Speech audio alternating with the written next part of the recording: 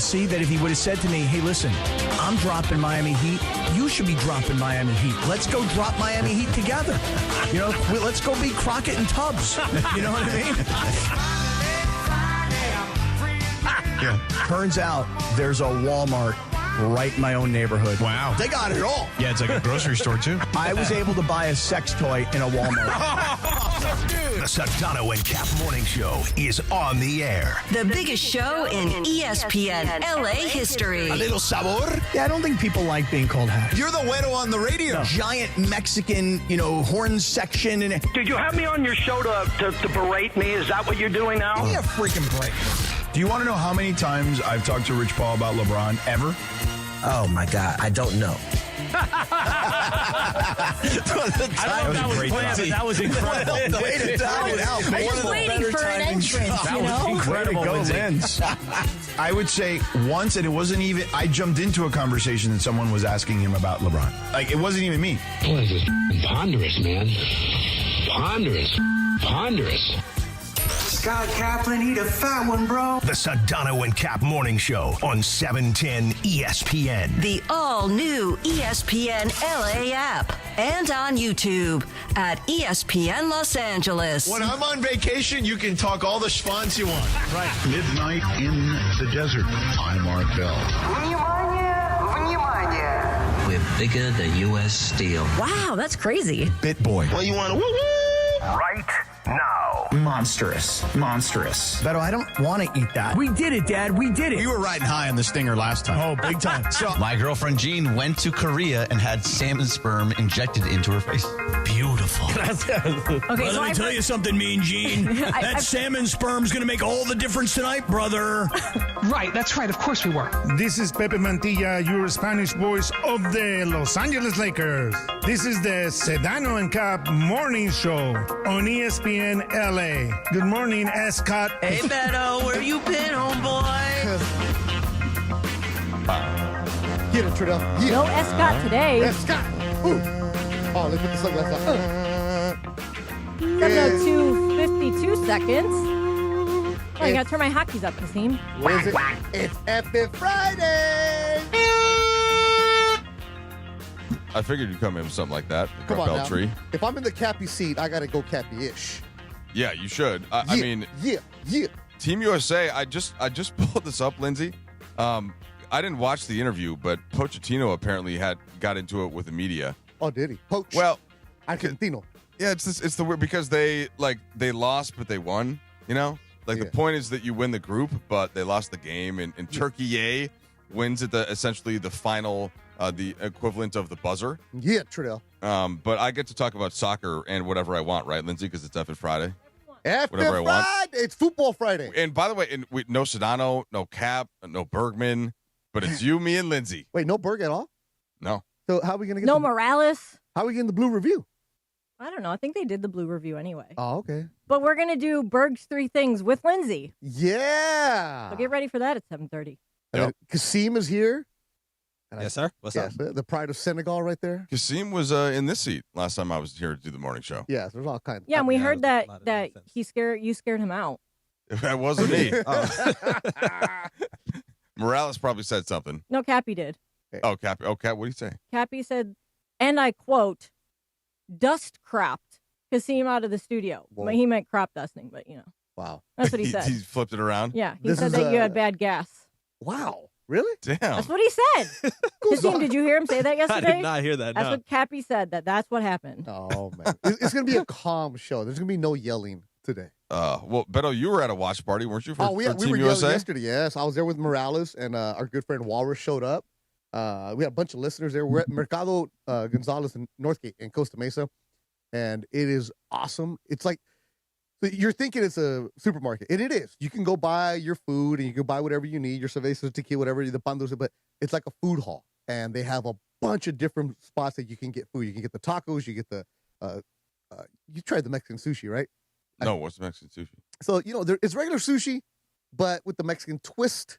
So there's like light cream cheese. Put some tahini on there or what? Yeah, basically. Okay. Something like little Cheetos. Okay. But you have everything you can think of. The food spots are all over the place. You get the ceviche, they go with chiles. And it was just a great time yesterday. Shout out to everybody that worked there yesterday. Stefa, Janessa, Josh was there.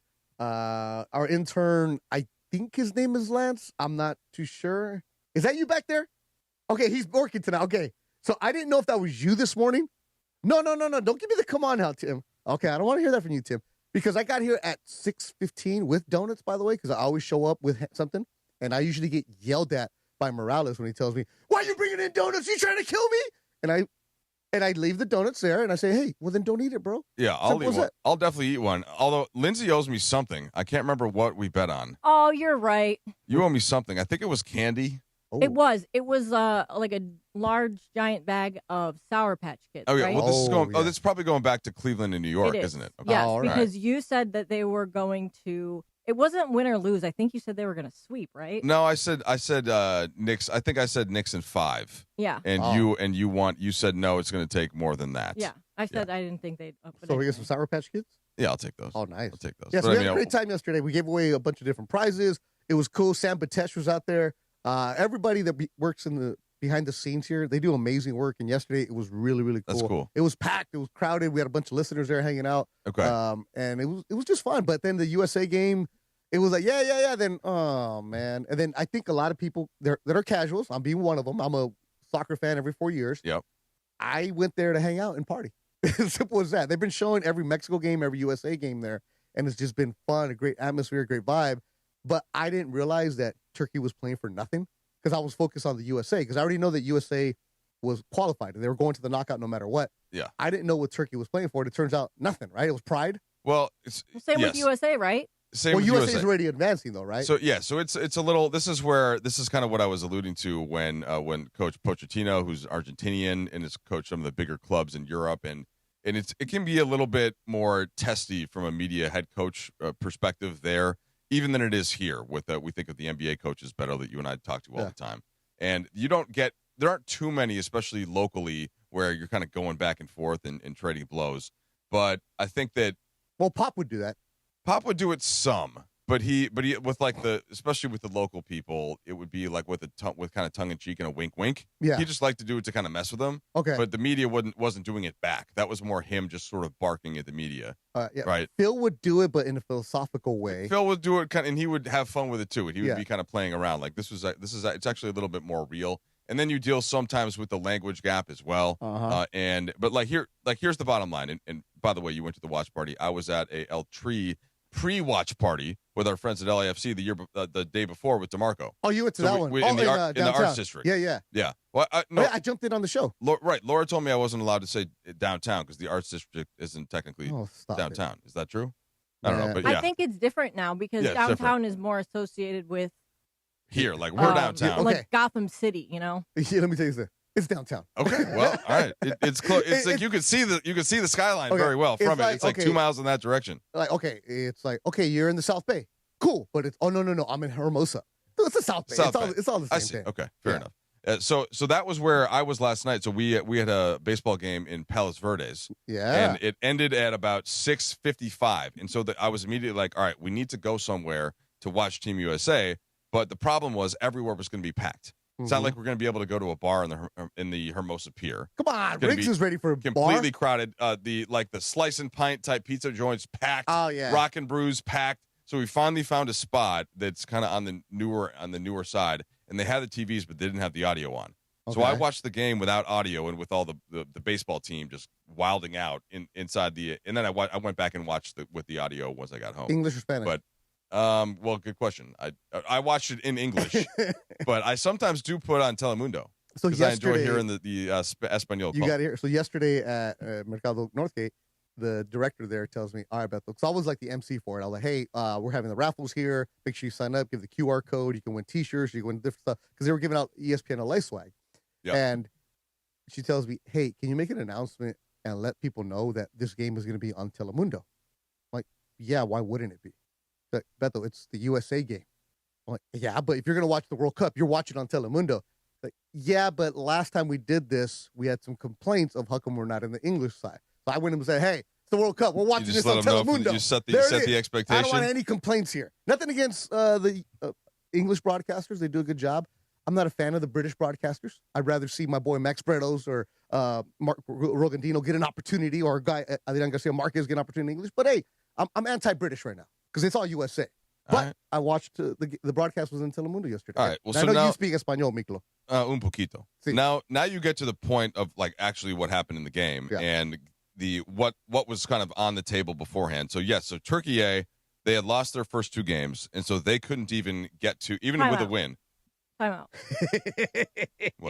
I just want to confirm that is the correct way. We are all expected to pronounce it moving forward as Turkey A. They changed it a couple years ago. I'm sorry, but I just can't. I can't. They changed it a couple years ago. I know, but a couple years ago. So you know the reason why they changed it, right, Lens? Yes, because they don't want to be associated with the bird. Correct. Or the English Oxford Dictionary. Correct. The whatever it says that it's like a bad thing. It's like, oh, you're the loser because you're the turkey. No, that's exactly it. Yeah. So it happened like in 2022. They went to UN and everything and said, hey, we would like to be recognized as Turkey A. So, I was ready to do a list of like all the NBA Turkey players, like Hilo Turkoglu and all these other guys that are coming through. Sengun, right? Yeah, Upper and Sengun. Yeah, so we see Turkish media come to the NBA games, especially at Laker games. Yeah. So you'll see him every now and then. Our good friend Barbaros, one of the reporters from Turkey. So have you ever done a hit with him? No. For CNN Turkey? No. Oh, I have. What? Yeah, there's different bureaus. So Barbaros, Tapan, he's actually an interesting guy. He is also a voter for the Academy Awards, for the Oscars. So you see him on the red carpet, and then next time you see him at a Laker game, right? Anyways, he'll use me every now and then as a reporter, as a guest, and he's like, okay, here's Beto, here's what you have to say. So it's Mehaba, he gives me the couple words to say in Turkey A, and so I became a little star at CNN Turkey, bro. I mean, man of the people. I get why it's tricky, because it'd be like if you go to Italy and you go to Florence, you'll see Firenze. Yeah. So it'd be like if all of a sudden Florence, they said, well, you can't call us Florence anymore. You only have to say Firenze. That's the local pronunciation. So I get it. It's a little tricky. Well, there's one right here, the Mexican part. It used to be Mexico City. It's now CDMX. They changed it for the tourism and stuff like that. So that's why it's no longer Mexico City. It's CDMX. You'll see CDMX everywhere. What? Yeah. See, we still say Mexico City. Yeah. But in Mexico, it's CDMX. Ciudad de Mexico. Okay, I was going to say you're just that's the actual Spanish. Yeah. Okay. So anyways, where they flip the words around. Flipping around from English. Yeah. All right. So USA goes into this game with Turkey A. Can I say Turkey A, Lindsay? Yeah, I just won't think it's funny because I'll never get used to it. You go Turkey A, you go Turkey. Yeah. Yes. Okay. Right, here we go. So Turkey A, and they know that they're out, but what that means is that you're getting the whole kitchen sink. It's like, all right, we're out, but we're like, we're playing not just for pride, but like we're done for the next 4 years. Okay, so that you know that you're getting your A game there, and there's no pressure. They're just flying. And meanwhile, for the USA, they have to consider multiple things. A, potential injuries, because they're already moving forward. They had already won the group because they won. Not only did they win their group, but they clinched the goal differential essentially because they had the beatdown. Wait, now what's the goal differential? You need to explain. So the goal differential is the question. key tiebreaker, right? When you get to the World Cup standings and the tables, in order to who's going to finish first in the group, who's going to finish second in the group, and then if there are, in the case that there are third place teams, some 8 third place teams out of the 12 will advance to the round of 32, and 4 will not. And so there's lots of incentives for like basically running up the score if you can to make sure that you're gonna advance. And in this case, the USA had taken care of business there. Their goal differential, even with the loss, was +4, right, with 6 points. So they win their group. They knew they were going on likely to play Bosnia-Herzegovina, who clinched third in their group. So they're playing a third-place team. Point being, they know that they're advancing. This game is actually meaningless to them in terms of the standings.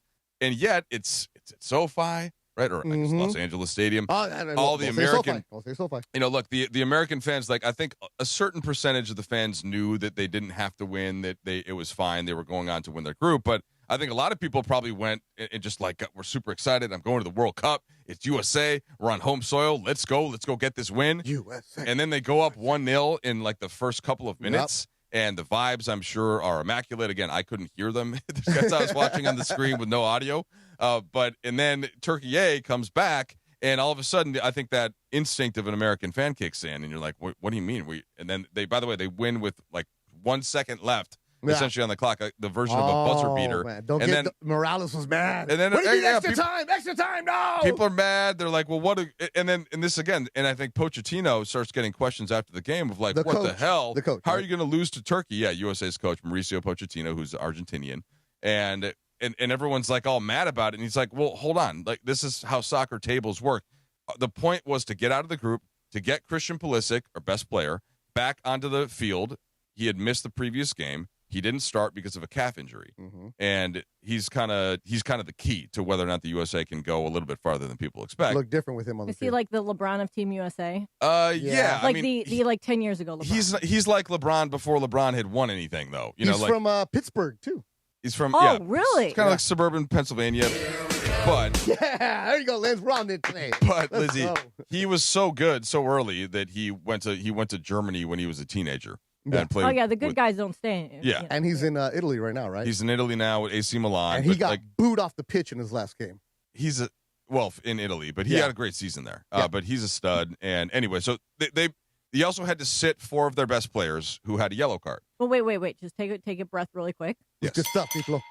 It's 7:15, and you know what you could have done since the Sedano Kap morning show started with Beto and Trudell? You could have gone to SoCalOilChange.com or Valvoline Instant Oil Change, home of 15-minute drive-through oil change. Like I said, visit SoCalOilChange.com for a location near you. It's been a while since I read that, so. That's good stuff, though. Thank you, Lindsay. I get a little excited when I'm talking about soccer. No, it's okay. I'm trying to follow it. That's why I'm sorry I keep interrupting. Well, this is No. good stuff, Trudell, because, again, the casual here knows some, but you actually know, and your way you're breaking it down is good.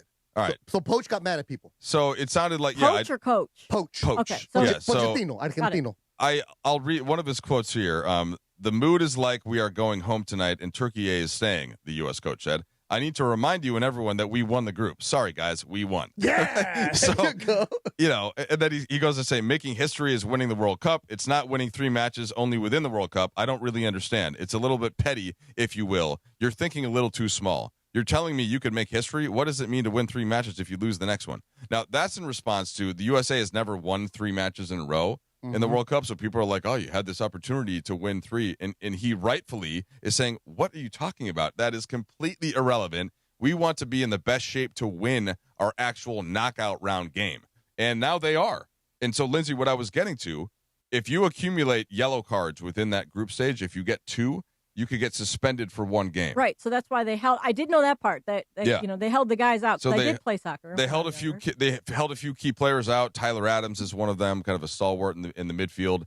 Chris Richards, who's their best defensive player, is a center back. Like they held these guys out, and because you don't want to risk them getting another. Balogun, who's their striker, who scored a couple of goals early in this tournament. So that all those guys sat, and then Pulisic only played about 30 minutes. So if they needed to win this game, all those guys start, and they say, forget whether or not we might get yellow card accumulation. We need to advance to the next round. They had already clinched the group. They had already for sure we're going to get number 1.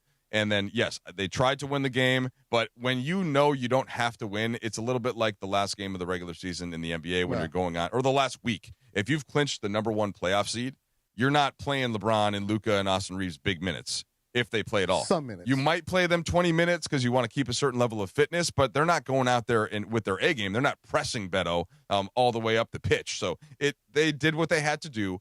They clinched the group, and they are in great position to advance because Bosnia-Herzegovina is fine. They're not great. Now, there was a bunch of young kids that played, right?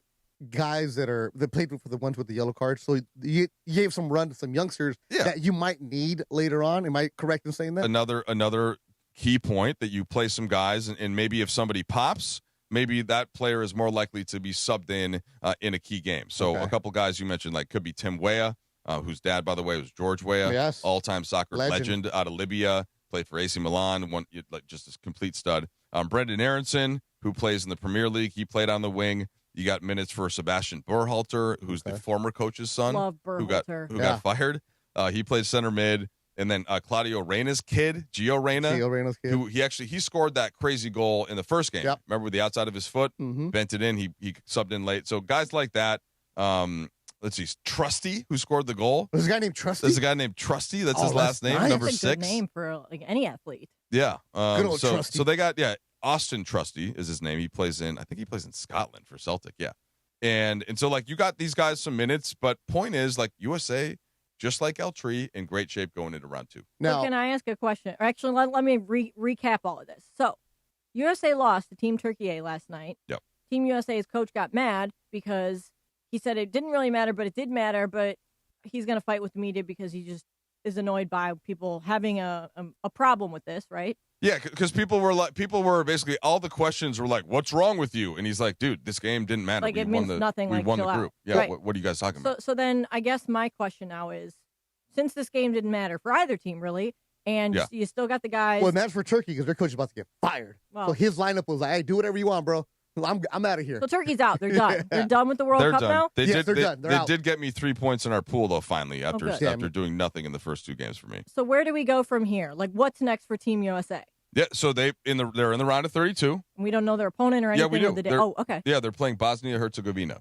Wednesday, July 1st. Say that one more time? Bosnia-Herzegovina. Okay, I just want to make sure. Wednesday, July 1st in Santa Clara at Levi Stadium. Yeah.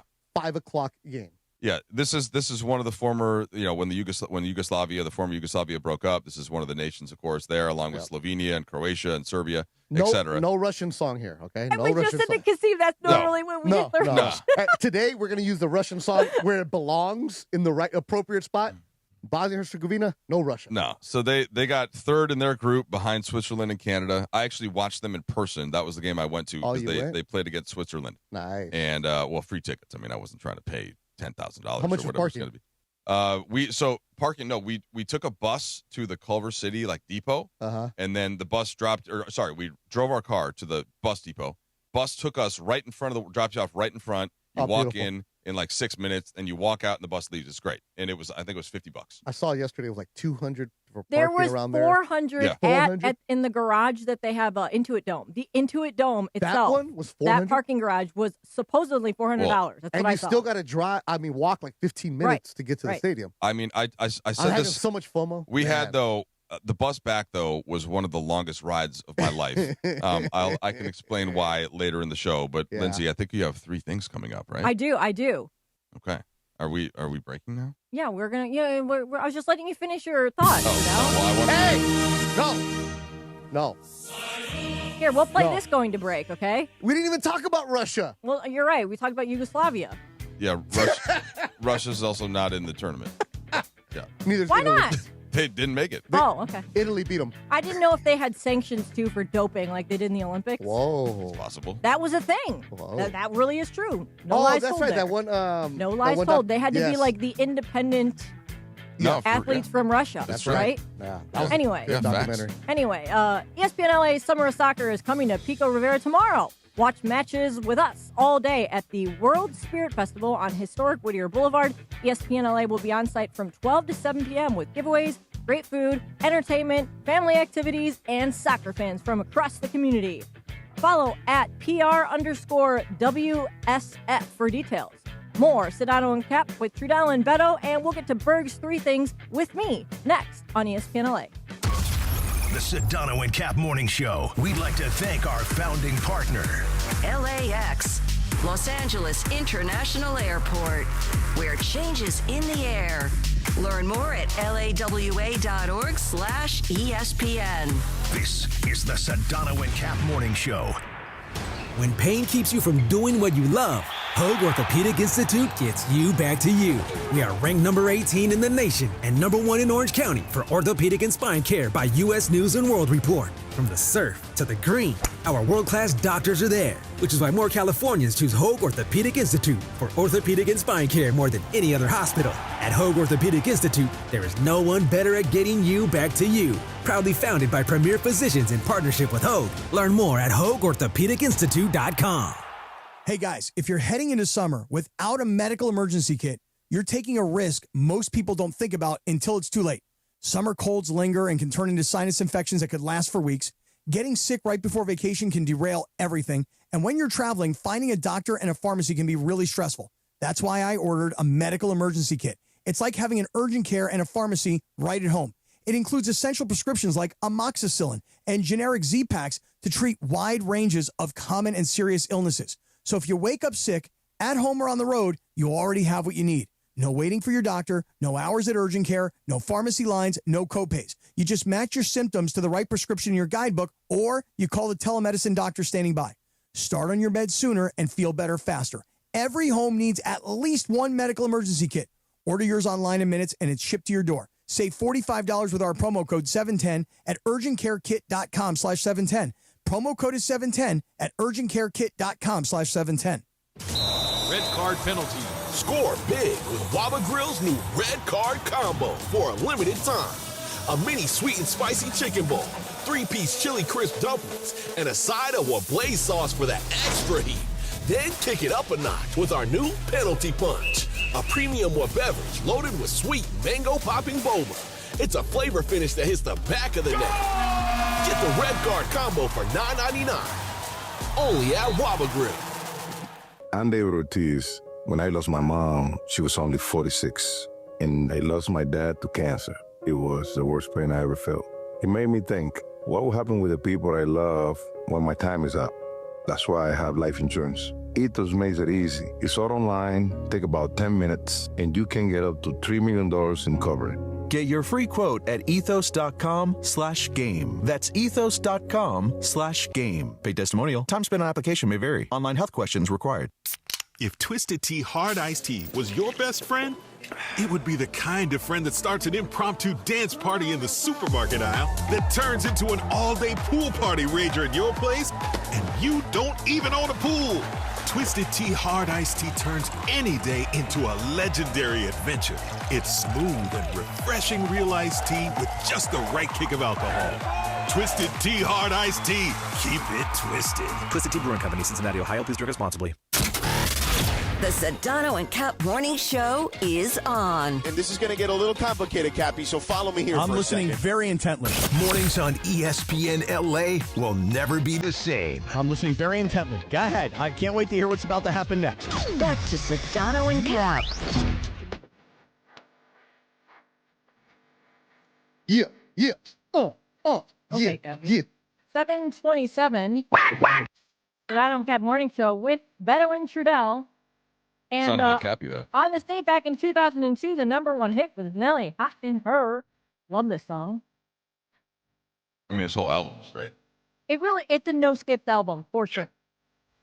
It's also National Take Your Dog to Work Day. But not for you. Not for me. I was going to bring Chewy. I even told you that, Trudell. You told me you were bringing him. But then I remember that Beto is scared of dogs, doesn't like Chewy, so I was like, I'll leave him at home. It's not that I don't like Chewy. Remember, I held him that one day for like 5 minutes. You did. He babysat him. He just- dog sat him. No, I was watching him. I just don't like dogs. I thought you were joking. Trudell, I asked him to hold the leash while I ran inside to check into my hotel. I've never had a conversation with Beto about dogs before. Yeah, that Like, was years ago. We barely met. Yeah. And I was like, can you just hold the leash and sit here on this bench outside the hotel for 5 minutes while I just go check in real quick? And he's like, but I don't do dogs. And I was like, what? He's like, I don't do this. I can't. And I thought he was joking. I was like, Nah. who doesn't like dogs? Me. I just don't like dogs jumping on me. I don't like the slobber. I don't like the He hair. doesn't slobber. He's a French bulldog. They slobber. He doesn't slobber. They slobber. You had a French bulldog, Trudell. Did he slobber? R.I.P. Yeah. R.I.P. Lila. Did she slobber? It's been a couple years now. Not really. No, Frenchies aren't bad with that. Yeah, You're they're thinking not. of English bulldogs, like Yeah. our boy Ty's old one. Remember Ty's Oh, yeah. Walter? Yeah. You get a little more R.I.P. Walter too, Whatever. by the way, It's man. yeah, these. You get a little more slobber. I mean, they're cool to look at. Like my daughter wants one, and I told her no, quickly. But no, You were like, no dogs for my kids? Like, no, I never. Do you ever let her have another pet, like a cat or a hamster? No. I mean, they got to take care of them. I just don't want to walk a dog at 5 a.m. when you see the people all mad because they're walking the dog outside or whatever they're doing. I don't want that. Once the kids got out of diapers, I was like, we're free, baby. I don't need to change anything else. I don't need to pick up no poop. That's nasty. Yeah, you do got to pick up the poop. Nah, no need for that. Anybody who doesn't, they should be ticketed. Now it's That's great. true. I agree with that. I wish I had a dog to run with. If I could rent a dog, that'd be cool. You can rent Chewy. But he doesn't run. Yeah, he does. He ain't running marathons. Oh, like that kind of, Yeah, like long distance where some people take their dogs on hikes. My Frenchie wasn't trying to run. Yeah. She barely wanted to walk. It's not good. And so when I was in Cleveland, it was really, really hot the whole time I was there, in the 90s. And I couldn't even take Chewy. I could barely take him around the block because since he's brachiocephalic, which means he has a short snout, they don't do well in heat. They don't do well in heat at all. So But this has been girls that I've gone out with have been, oh, my dog, it's cool. You'll love my dog. Like, no, I'm never going to see you again. And then they're like, oh, you're a bad guy. I'm like, I don't care. I'll be a bad guy. I just don't want to walk in and all of a sudden a dog is all over me. I would never, for me, that's a red flag. I would never date a guy who's not a dog guy. Yeah. You know what? Red flag. You're a red flag for letting the dog sleep in your bed. Hey. It's just, I'm traumatized from being a pit. Well, so I was you for many, many years, Beto. Yeah. And then my wife moved, my then girlfriend, now wife, moved out here. Oh, I remember it. Didn't know anybody. And she, very gently was like, we need to get a dog. I don't know anybody here yet. I just moved out here. And it kind of broke me down a couple of months. And I'm like, you know what? It totally makes sense. I get it. I don't really want it, but I'm gonna try this. And it won me over pretty quickly.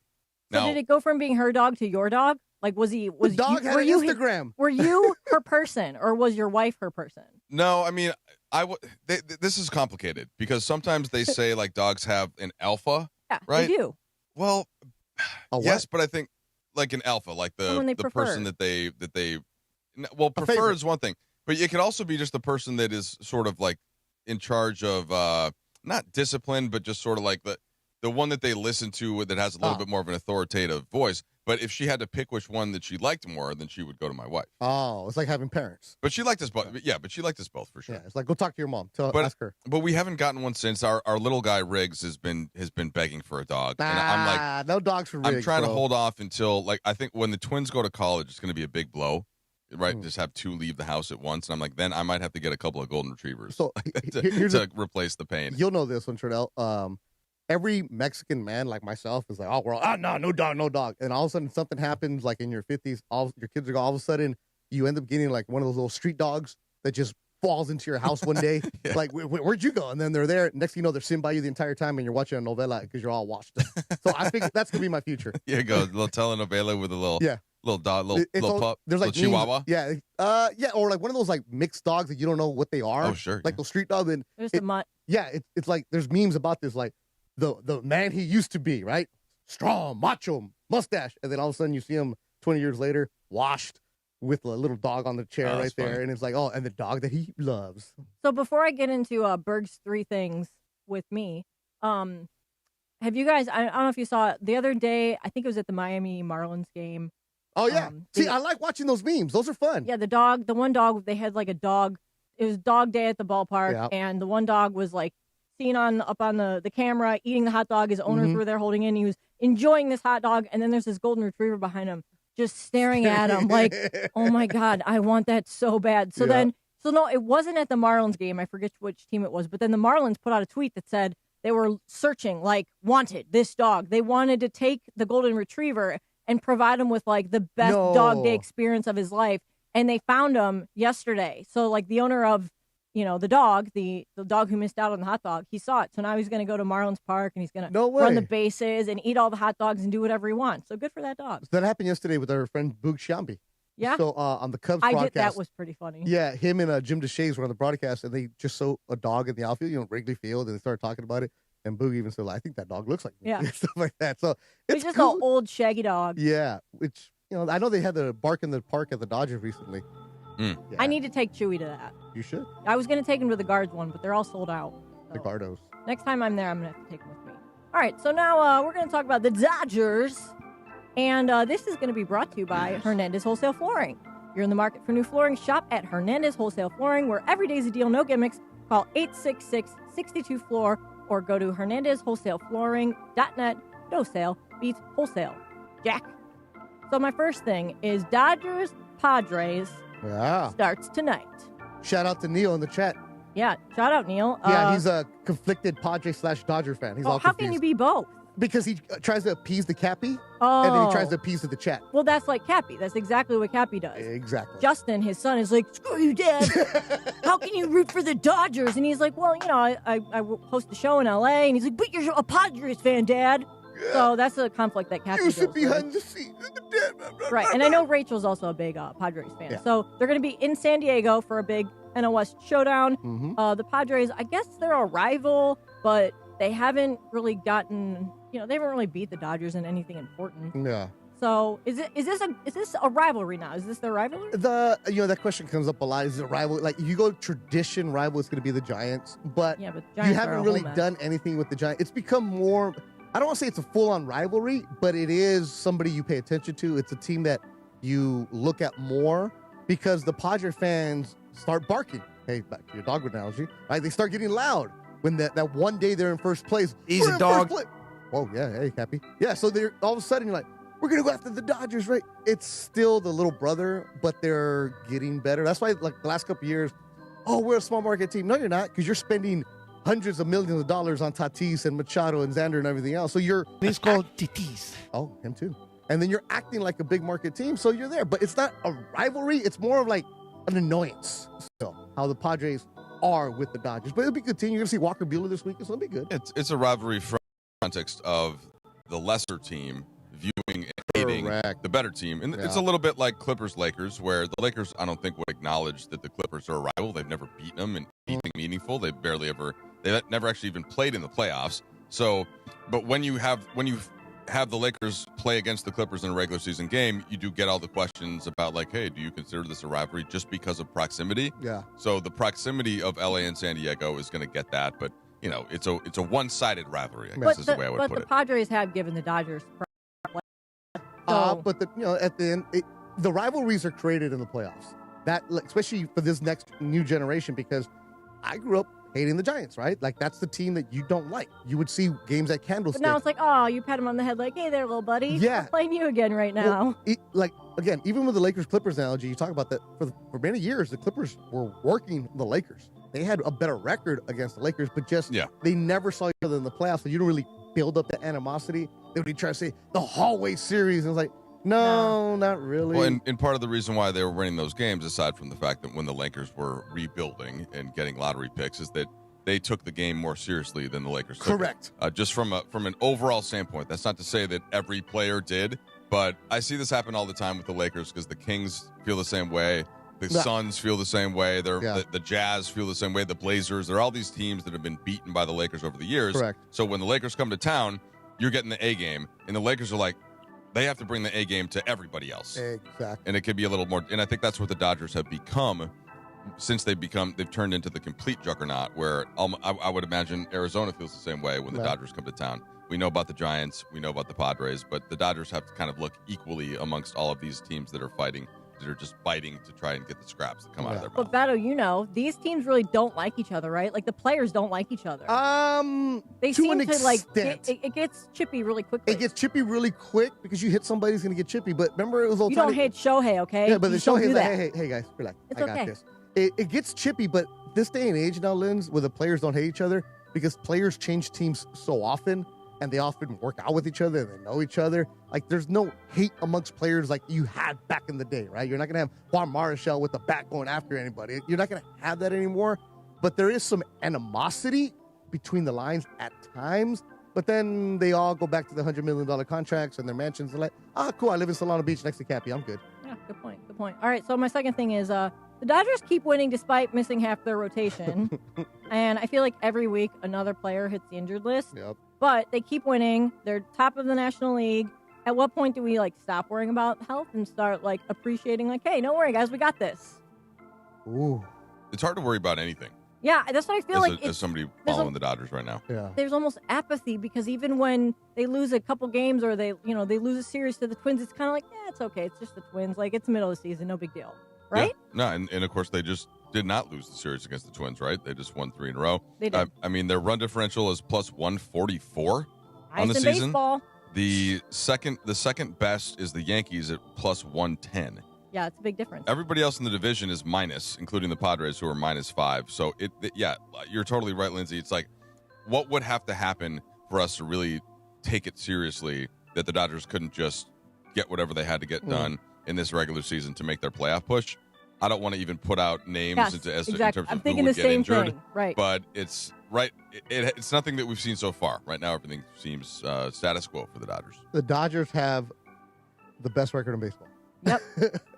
I was actually talking about Marcus the other day when I worked with them. Marcus, I love you. Yeah, because Atlanta is slumming. That was the one team that was up there. They've lost 4 in a row. Yeah. Marcus, love you and Berg, but how the heck do you guys do Blue Review every single day? Like, when, I host Lakers postgame show. When the Lakers are rolling, there's not much to talk about. It's like, okay, they're good. It's great. What are you going to nitpick about them, right? It's when you start falling apart, when the chaos, it's an easier thing to do. Which is what's happening with the Dodgers. However, they're still figuring out ways to win. Exactly. They reload, and that's the thing. The Dodgers call up somebody from AA that comes in and shoves, and you're never going to hear from that guy again, right? Because they usually sign somebody off the waiver wire, get him, use him, and then he goes away. They reload every single time. This is what the Guggenheim Group does. This is why they have the advanced analytics. That's why they have that think tank where everybody else is finding what you can get out there that other teams don't. They have the resources for it. That's part of it. And then also they just have Ohtani and Mookie Betts and Freddie Freeman, and they've all been playing for the most part. Muncie's in there. Good. Yeah. What's that? That Freddie Freeman's so good. Yeah, I mean, he was 2 for 3. Nothing different there from what he's usually doing. Well, remember a couple weeks ago, it was like, oh, man, the demise of Mookie Betts. He's falling apart. He's not the same. Now he's one of the hottest hit guys in baseball. He just hit his 300th career home run, so good for Mookie. Yep. So and then you mentioned Shohei Ohtani. Which brings me to my third thing, Trudell. Okay. Ohtani has been named officially to the NL All-Star game. He's going to be the starter at DH.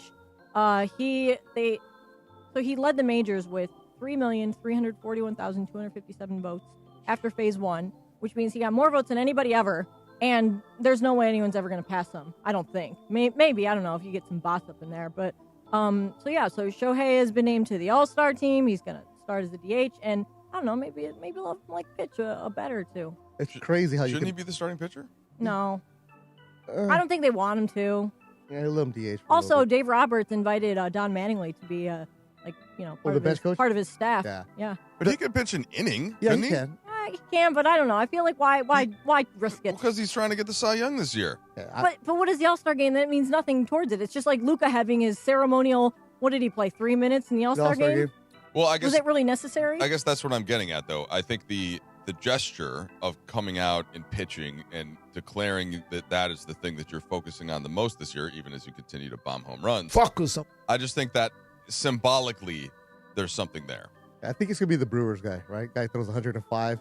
Yeah, every other pitch is like 104. Trudell, as a kid, when you went to the Metrodome, did you vote for the All-Stars? Yes. They brought the ballots over and they handed out the little cut-off pencils. Yeah, that was cool. They don't do that anymore. I asked if they still do that to supplement the online votes, and I guess they got rid of it a couple of years ago. Jacob Mizorowski's guy.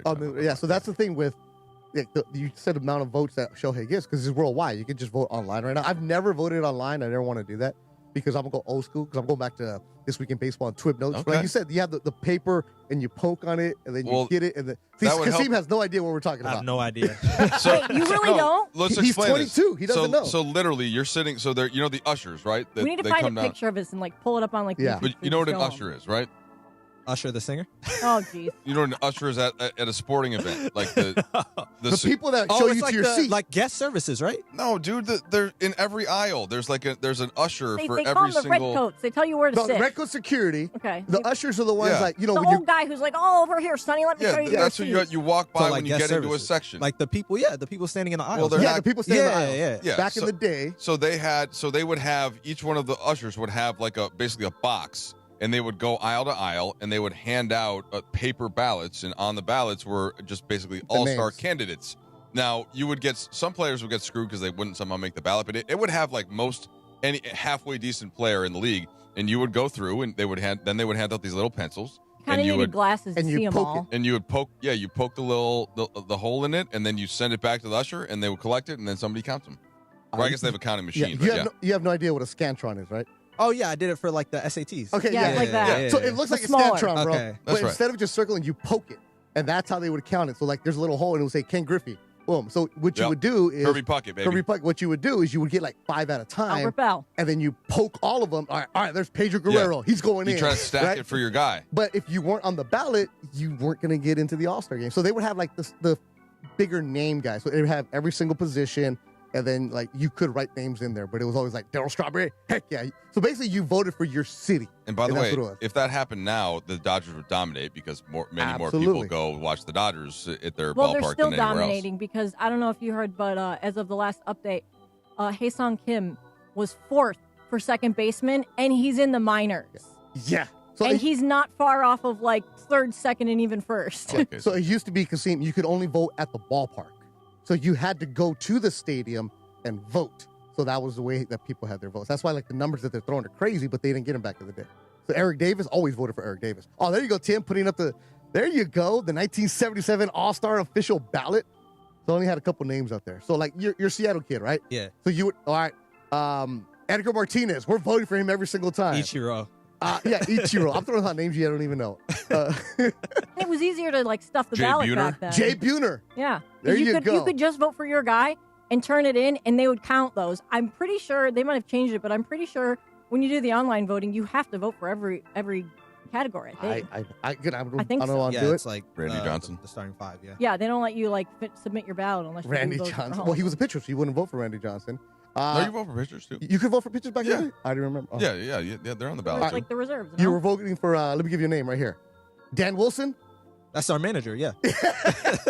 He was also your catcher. Yeah. Hey, is Joey Manny, Cora? Yeah, is Manny Actis still on the staff there? Yes, he is. Third base coach. That's my dude right there. That he was my dude. That was Really? my dude. Oh yeah, when he was a Cleveland manager in like the dog days when we Yeah. were terrible. I used to at the end of every season I would bring Manny a box of cigars because he'd smoke a cigar every time they won. So I got him really, really, really good cigars and would give them to him. I've been trying to connect with him to play golf when they come play the Angels, but there's never a day off where we can do it. Yeah, Manny, Yeah. I'm sure he remembers me. Raul Ibanez? Name sounds familiar. Raul Ibanez. How do you not know who that is? Come on. Because he's 22. You're like, yeah. I'm a youngin', yeah. Sorry, because you know. And that I'm 41 years old. Yeah, that concludes Mariners talk. That's right. All right. Anyway, so ESPN LA's Summer of Soccer is coming to Pico Rivera tomorrow.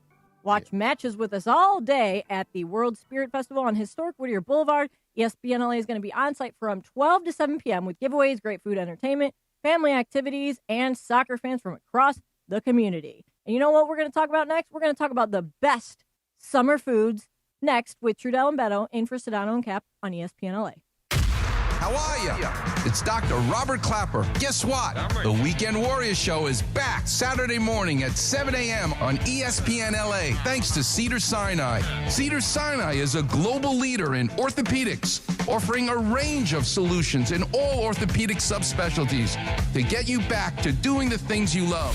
Don't miss the Weekend Warriors Show with me, Dr. Clapper, Saturday mornings at 7 a.m. on 710 ESPN and the all-new ESPN LA app.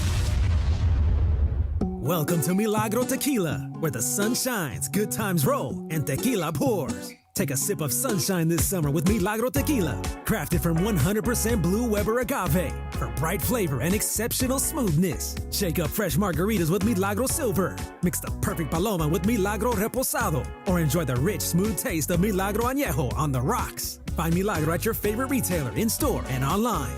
Tequila never tasted brighter. Milagro Tequila. Please enjoy responsibly. At Uline, they know going the extra mile takes hard work. For companies pushing to go further, Uline will go the distance with you. 24/7, they answer the phone to get you the shipping and industrial supplies you need. Business can move fast. Unexpected large orders, adverse weather, new safety guidelines, and changing economic trends. Uline works hard keeping 41,000 items ready to ship, minimizing detours on your way to the extra mile. Visit uline.com.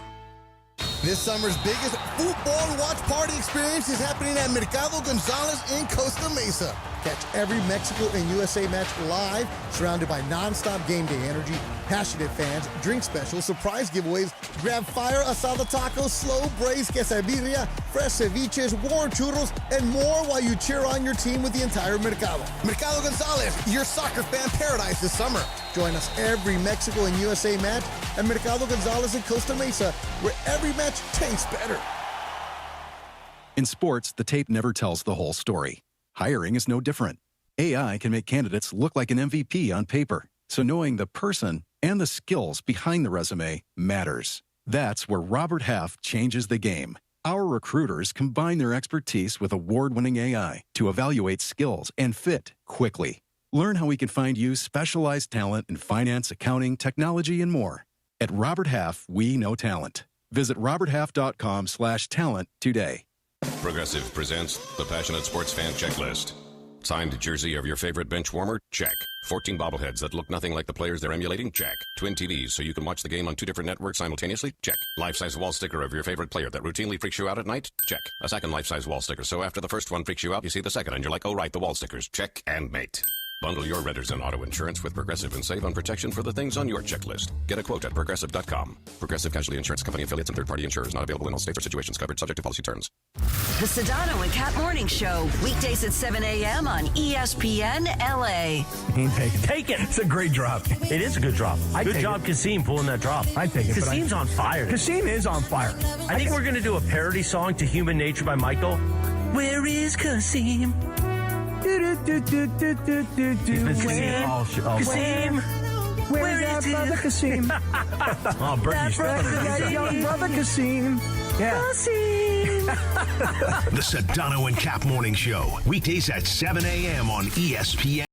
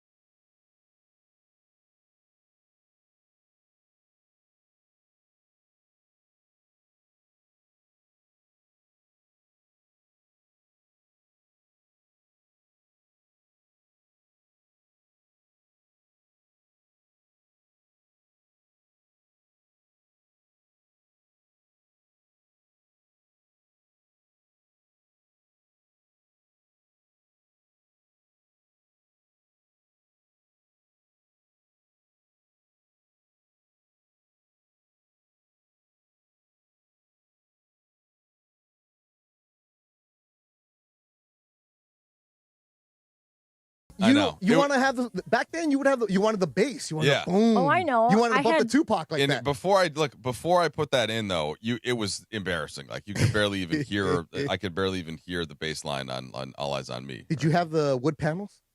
It didn't have the wood panels. No, it was what like color? What color was it? It was just a white Ford Taurus station wagon. I was thinking like dark hunter green. I'm looking at it right now. It might have been. It might have been like a '92. Hold on. Yeah, true. That was good.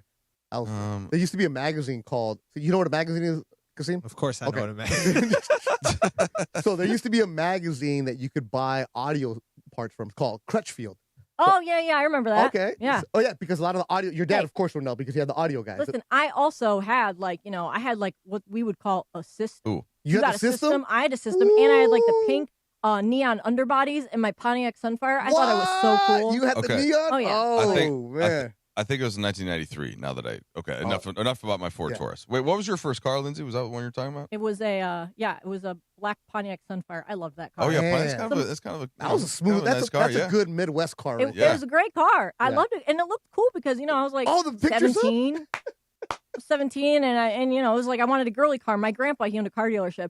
and he would always bring me cars.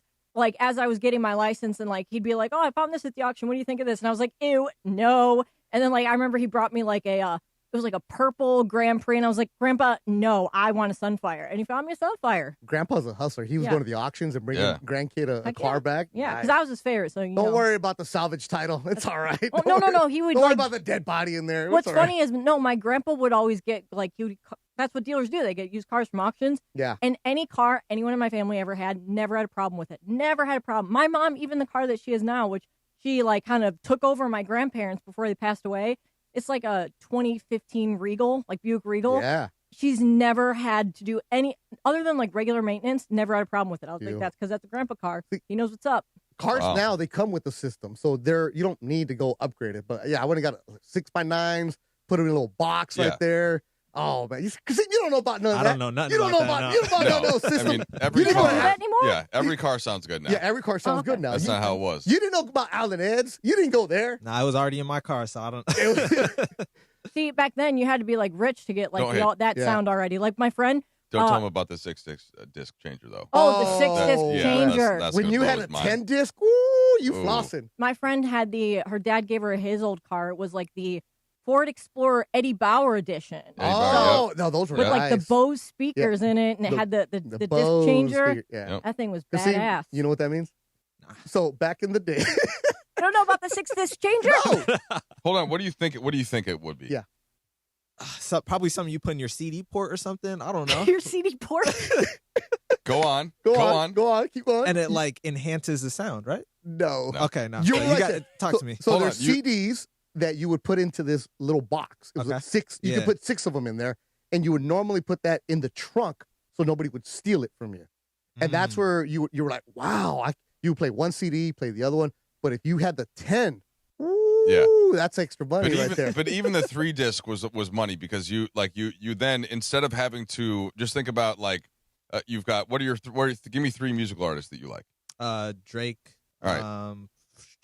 We'll go J. Cole and we'll go Jay-Z. All right. So you had to pick them. Yeah. So now it's on instead YouTube of right now. Good job, Tim. Because if you just put one disc in, right? Let's say you put like what your favorite Drake album is. So you throw that in there, and then but you could only listen to that album while you're driving, and you might not have time to switch it out at the stoplight or whatever. But if you've got the 3-disc changer, then you just press one button, and it literally rotates around. Goes to next disc. You can hear that to Jay-Z.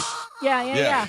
It rotates it around, and then you hear a couple tracks off that album, and then you bring it around instead of taking the disc out. Instead of having to take it out. Okay, that makes sense. Floss that was the money right there. I used to have a big folder of all the CDs that you would burn, and he would have right there. Right? I still have mine. So my me too. nephew, who is 15, found mine. Like last time I was home, he was like, "I found your book filled with all your CDs, and it's all these mix CDs, you know, and it just has like all the titles, or it'd be like Summer '99 or whatever on it, right. and you just put it in. You're like, what the hell is this? Yeah, you would have that. That was when computer burners kind of came into play. You kids don't know about that. We just got the skip button. You know, you just got, so you don't even listen to a full album anymore. No, I would say I listen. I don't listen to like front to back. Maybe it takes like a few days. Yeah, we didn't have a choice. Yeah. We didn't have a choice. That's why you got to know all the songs, because you were like, oh, well, we'll have to listen to it. I'm driving. You're not going in. There was no XM radio. There was like, you just had I'm not even going to get into taking your radio with you.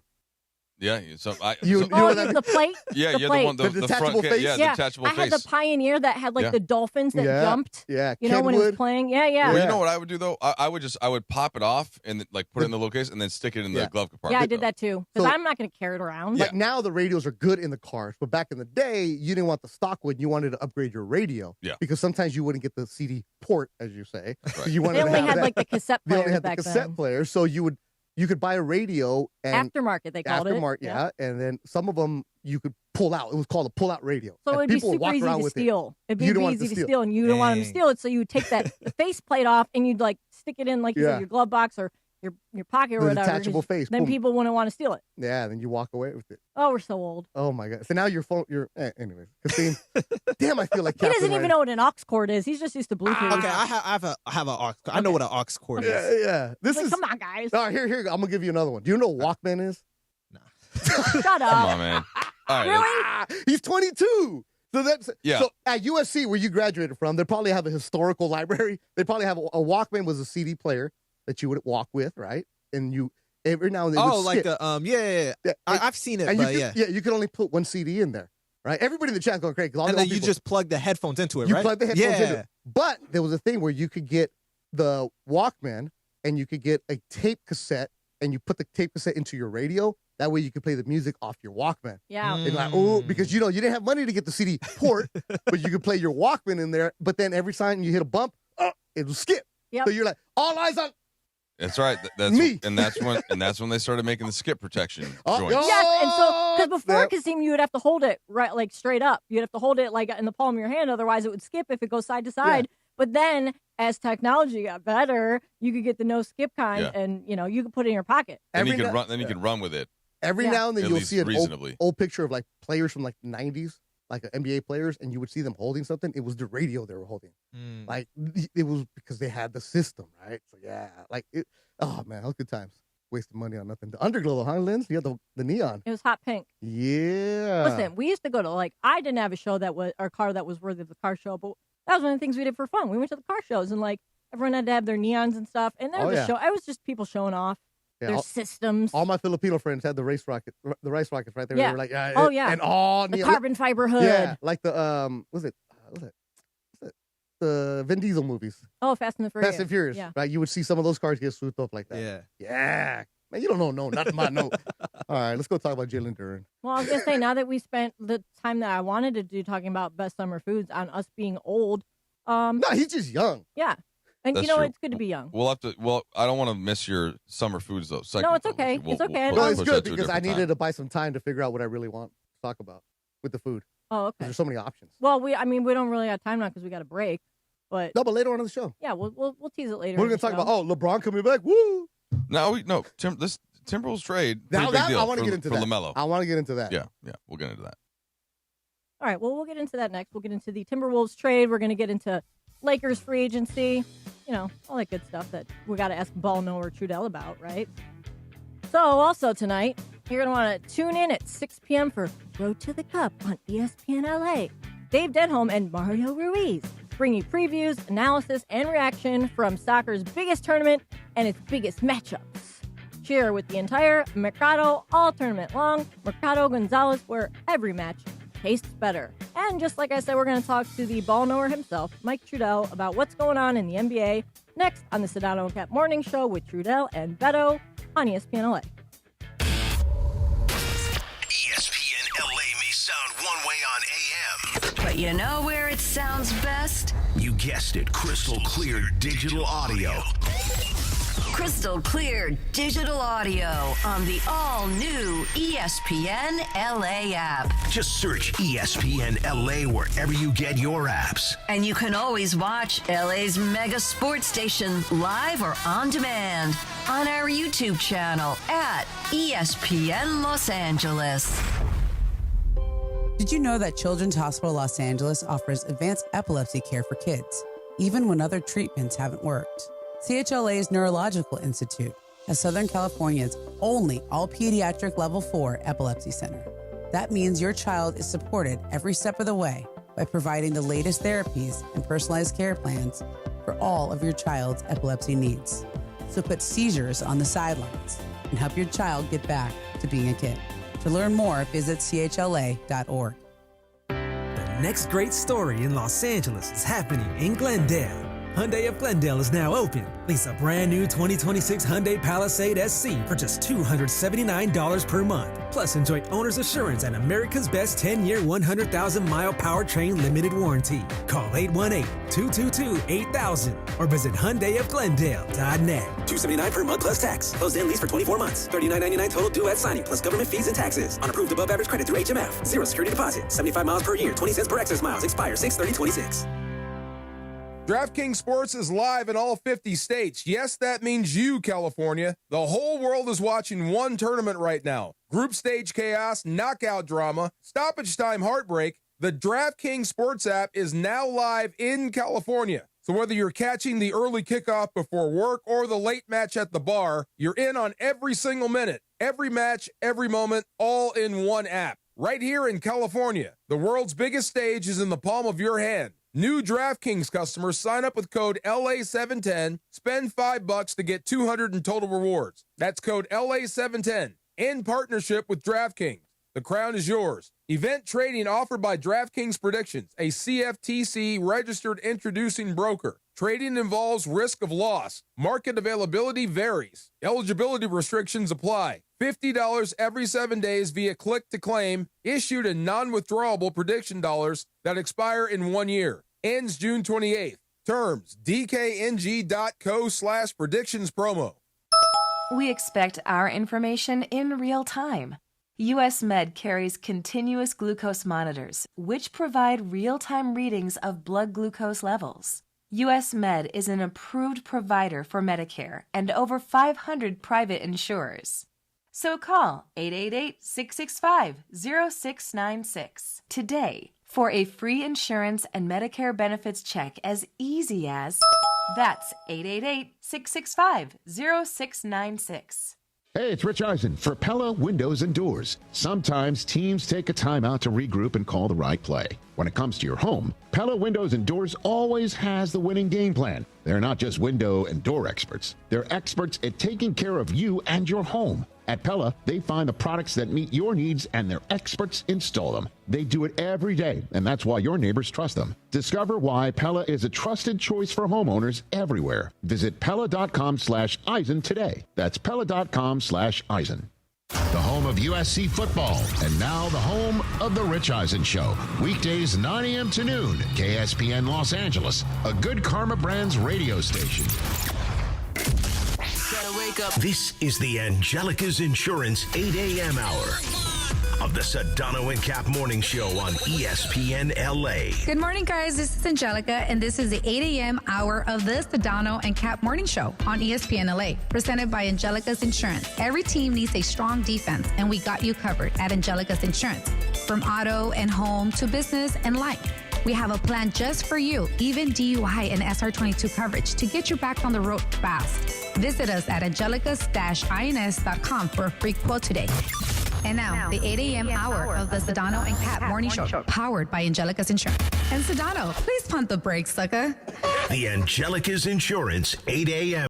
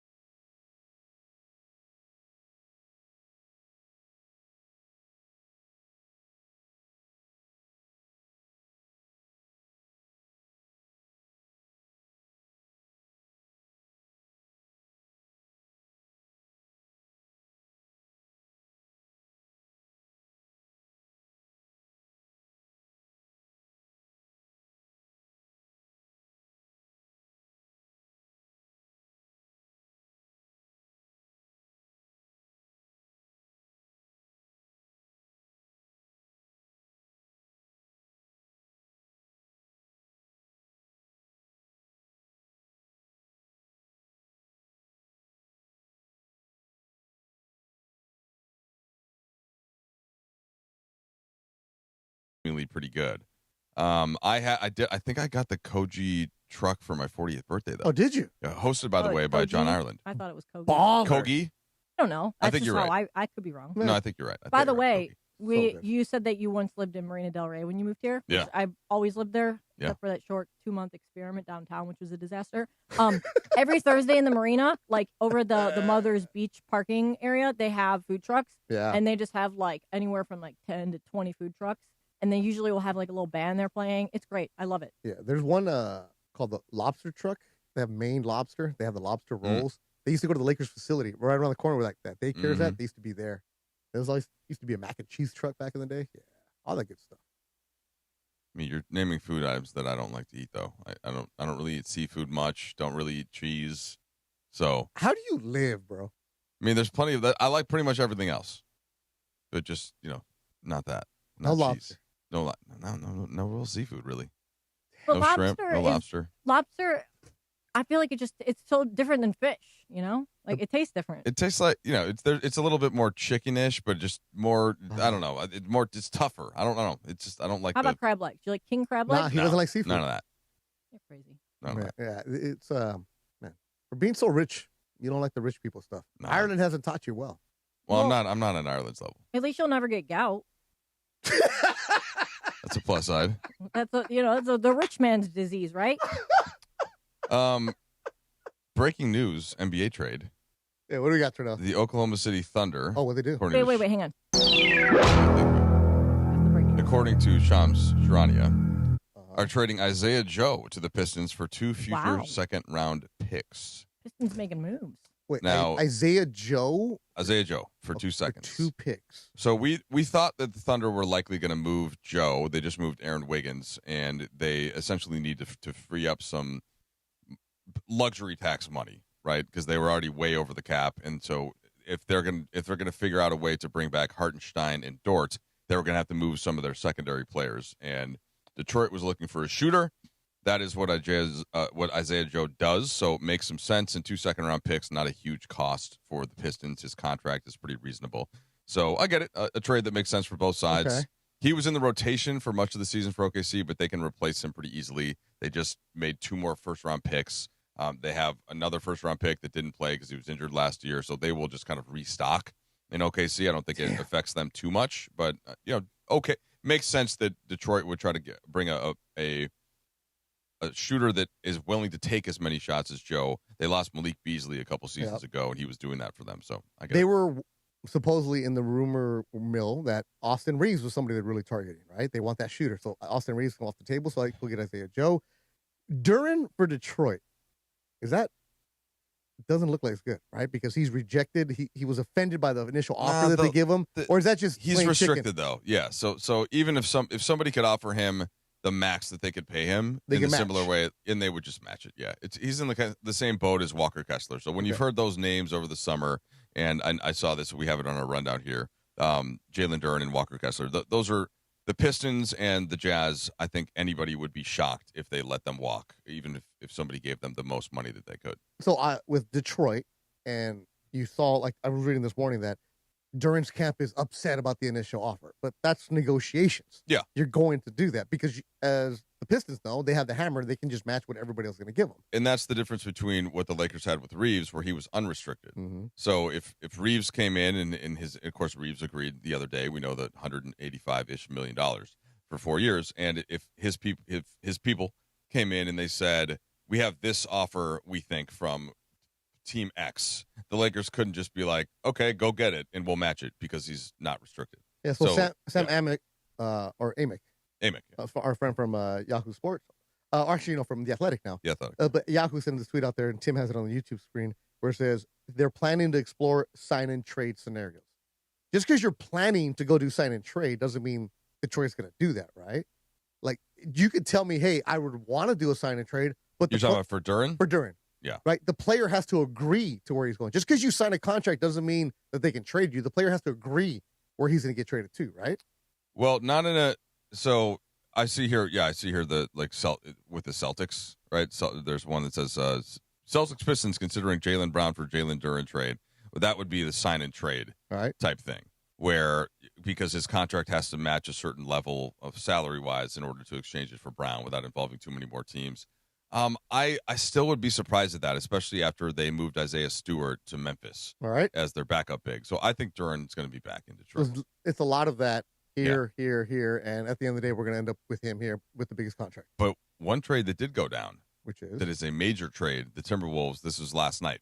Mm-hmm. The Timberwolves and the Charlotte Hornets. And by the way, Lindsay, you're a kind of sneaky Charlotte Hornets You have some I think, strength. I root for them because, I got a lot of family there, and they're like a good up-and-coming team. I mean, at least they seemed like it last year, and now that they traded LaMelo, maybe not. A lot of people enjoyed watching Charlotte last year. They had one of their best seasons in recent history, and I think that this is a complicated one, Beto.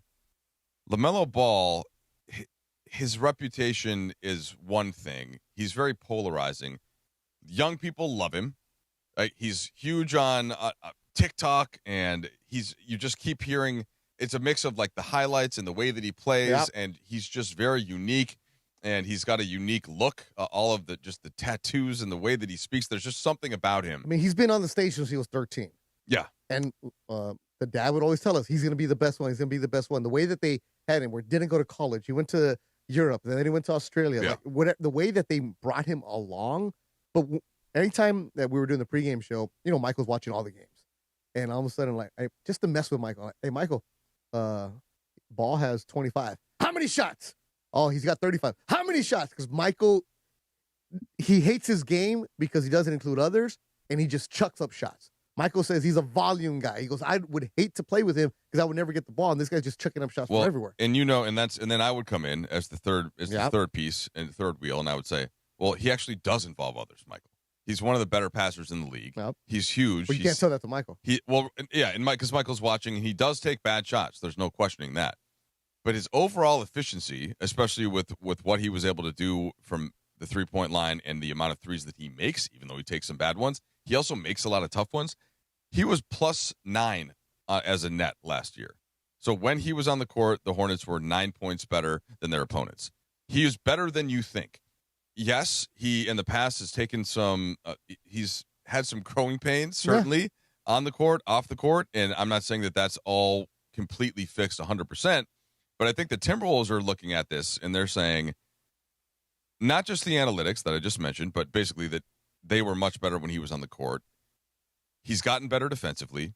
He's big. He's an excellent rebounder for his position, much like Luka Doncic. He's like 6'7", right? He's big. 6'7". He's tall. And I think they figure Anthony Edwards has had the last couple of years, like in the postseason, teams have just hard doubled him. Yeah. And the Lakers were doing that. And Julius Randle, who can create better than most bigs, still there's going to be a limitation there of him having to beat a good perimeter defender off the dribble and then get all the way to the rim, especially if that team has rim protection. They ran into the Spurs. They have Wemby. That's the ultimate rim protection. So you need a little bit more shot creation on the perimeter, not just, hey, throw the ball to Anthony Edwards. You go make something happen for us. We know that the Lakers have this solved with both Luka Doncic and Austin Reeves. So you can't just double team one guy and then essentially survive the rest of the minutes. And that's what teams are doing with the Timberwolves.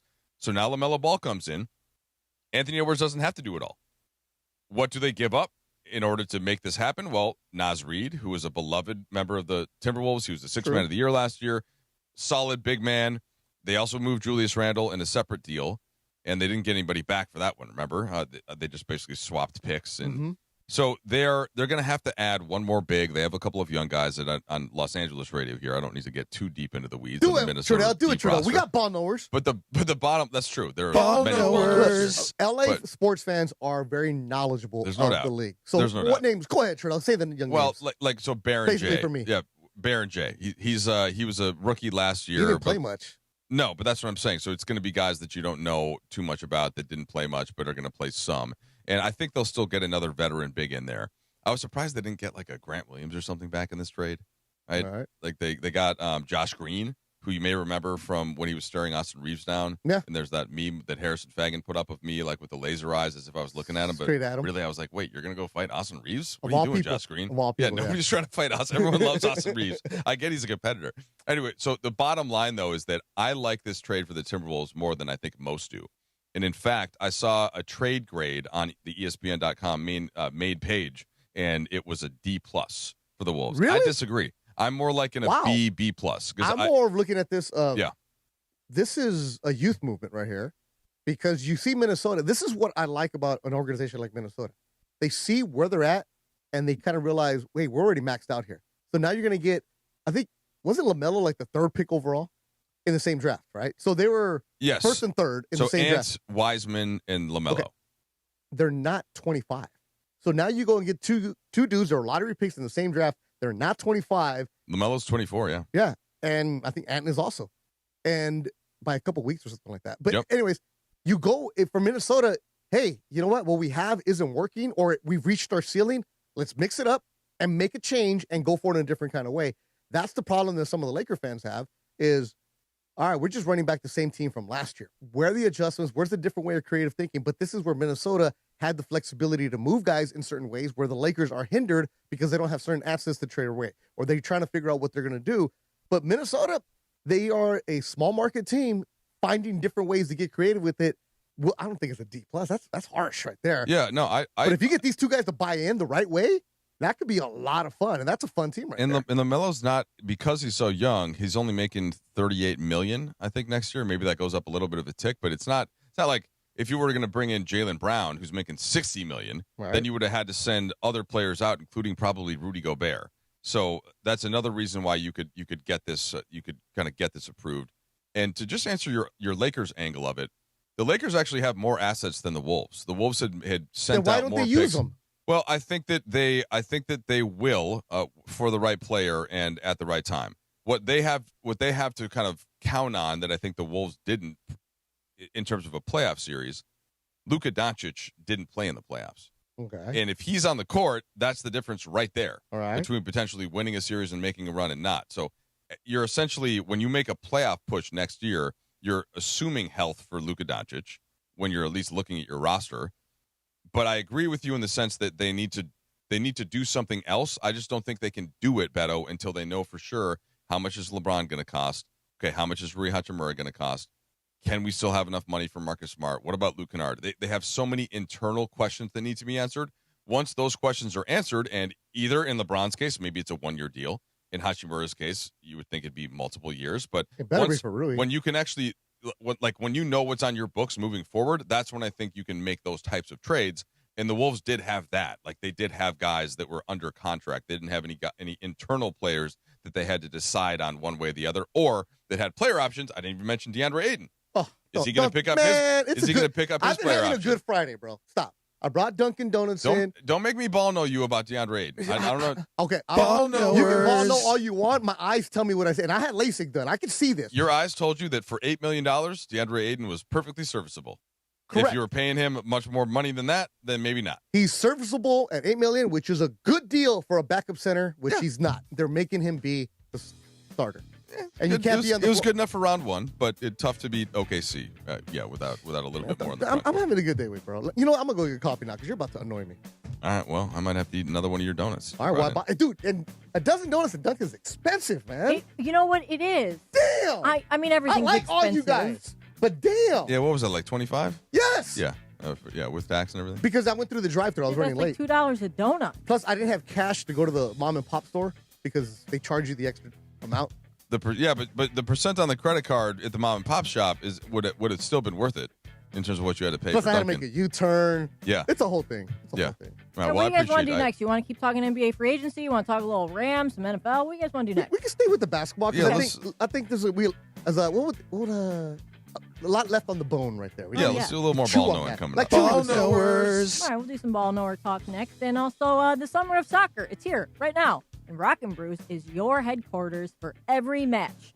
Catch all the action on massive LED screens with game day food and drink specials and an unbeatable atmosphere. Bring your crew and cheer on your favorite team at Rockin' Brews. Visit rockinbrews.com for your nearest location. And we're going to talk a little ball knowers, NBA offseason, Lakers, everybody else in the league, what they're all doing with this ball knower Trudell here. Coming up next on the Sedano and Kap Morning Show on ESPN LA. The Sedano and Kap Morning Show, presented by Call Jacob and Jacob Emrani. The new phone number, 800-345-6789. My guy, your guy, Cappy's guy, the great Jacob Emrani. 800-345-6789. With a new phone number, 800-345-6789. This is the Doctor in the Dugout with Dr. Alan Byer. Presented by Hoag Orthopedic Institute. I'm often asked about people who suffer their first back injury, think they've pulled a muscle in their back, and they don't stretch enough as far as their back is concerned. So when do you seek care from a doctor when you've sustained a back injury? At Hoag Orthopedic Institute, we like to tell people that the most important thing is to watch and see if that back pain is radiating down your leg, causing any numbness, causing any weakness, or any bowel or bladder dysfunction. These are surgical problems usually and require a more urgent visit to the emergency room rather than waiting to see the doctor. If none of these signs are present, it's safe to wait it out, rest for a few days, and seek medical care from your doctor within a week or so. Hope that helps. Keep stretching your back. If that doesn't get better in a week or 10 days, that's when it's time to seek the orthopedic specialist. Hope this keeps you on the field, and keep listening. We'll be back soon. Keep listening for more on the road to recovery right here on 710 ESPN. It's Bethel Durant, and right now the summer deals are sizzling at Northridge and Wonders Toyota. Lease a brand new 2026 Tacoma for just $279 a month for 36 months plus tax. That's $279 for a brand new Toyota Tacoma. It's got to be Northridge and Wonders Toyota. Lease based on 2026 Tacoma model 7146. Total SRP of $39,199. Lease and purchase amount of $29,007. $39.99 due at signing, includes first month's payment and $750 acquisition fee. Security deposit may be required. On approved credit. Tax, title, license are extra. Excludes dealer dock fee of $80. Offer ends 6/30/2026. Hey guys, it's Cap. Is there any better match than soccer and pizza? Our friends at Pizza Hut have 2 winning deals all summer long. Need a quick carry out before kickoff? Grab a large 1-topping pizza for just $9.99. Want more toppings or delivery? Get a large 3-topping pizza for only $12.99, available for delivery or carry-out. So whether you're watching every minute or just tuning in for the big moments, Pizza Hut is the winning move this summer of soccer. Order today on the Pizza Hut app or go to pizzahut.com. My name is Whitney Allen, and I'm a widow. My husband, Ryan, died. We never thought we'd ever have to use life insurance, but the unexpected happened. With Ethos, signing up was fast and 100% online. You can get a quote in seconds, apply in minutes, and get same-day coverage. No medical exams, and you can get up to $3 million worth of coverage. I'm grateful we were prepared. Get your free quote at ethos.com/play. That's ethos.com/play. Paid spokesperson. Time spent on application may vary. Online health questions required. When's the last time payroll was the easy part of your week? With Gusto, it can be. Gusto is the all-in-one platform designed to take the hassle out of managing your team, from payroll and compliance to hiring, onboarding, and more. With Gusto, you can get back 2 full days each month with all the time you have saved. Go to gusto.com today and learn why over 500,000 small businesses choose Gusto. That's Gusto.com. Gusto.com. How are you? It's Dr. Robert Clapper. Guess what? The Weekend Warriors Show is back Saturday morning at 7 a.m. on ESPN LA, thanks to Cedars-Sinai. Cedars-Sinai is a global leader in orthopedics, offering a range of solutions in all orthopedic subspecialties to get you back to doing the things you love. Don't miss the Weekend Warriors Show with me, Dr. Clapper, Saturday mornings at 7 a.m. on 710 ESPN and the all-new ESPN LA app. Hey, this is Rich Eisen. You're starting your day with the Sedano and Kap Morning Show on ESPN LA. Don't forget my show. The Rich Eisen Show is coming up this morning at 9 on 710 ESPN and the all-new ESPN LA app. Now, back to the Sedano and Kap Morning Show.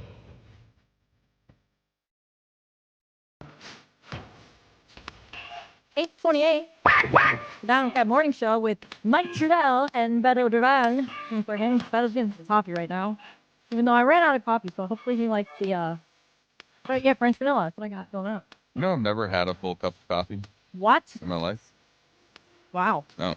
More on that in a second. I'm Because, very tired right now. back in 2009, this was the really #1 hit, Katy Perry, featuring Snoop Dogg, California Girls with the view. This was in a movie, wasn't it? Was it? I think so. Also, This is a good thing. it's also Derek Jeter's birthday. Happy birthday to him. Ah, 52. the Cap. Derek Jeter. Good one. And it's National Canoe Day, so make sure you get out there and canoe. Tippy canoe? Yeah. I mean, been canoeing probably twice or something. Have you ever been cabrewing? No, what's that? It's like that's a Midwest thing, I guess.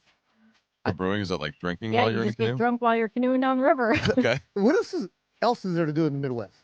Listen, there's actually a lot of stuff to do. How dare you? What? Just different types of things to drink. do. I mean, you could go camping, you go canoeing, you go. Also, don't put Lindsay and I in the same. Ohio and Minnesota are two very different places. It's all the same. You fly over it's it. not. It's all the I same. will say Minneapolis and Cleveland are quite similar. It may be the states themselves aren't, but the cities. Trudell, you've been in LA longer than you're in Minnesota. Not yet. Minnesota. Well, You said actually, Minnesota. you know what? That probably is technically true because Yeah. I had 18 years, and then I had 2 more after college. Where did you go to college? Northwestern. In Chicago. Oh, okay. Yeah.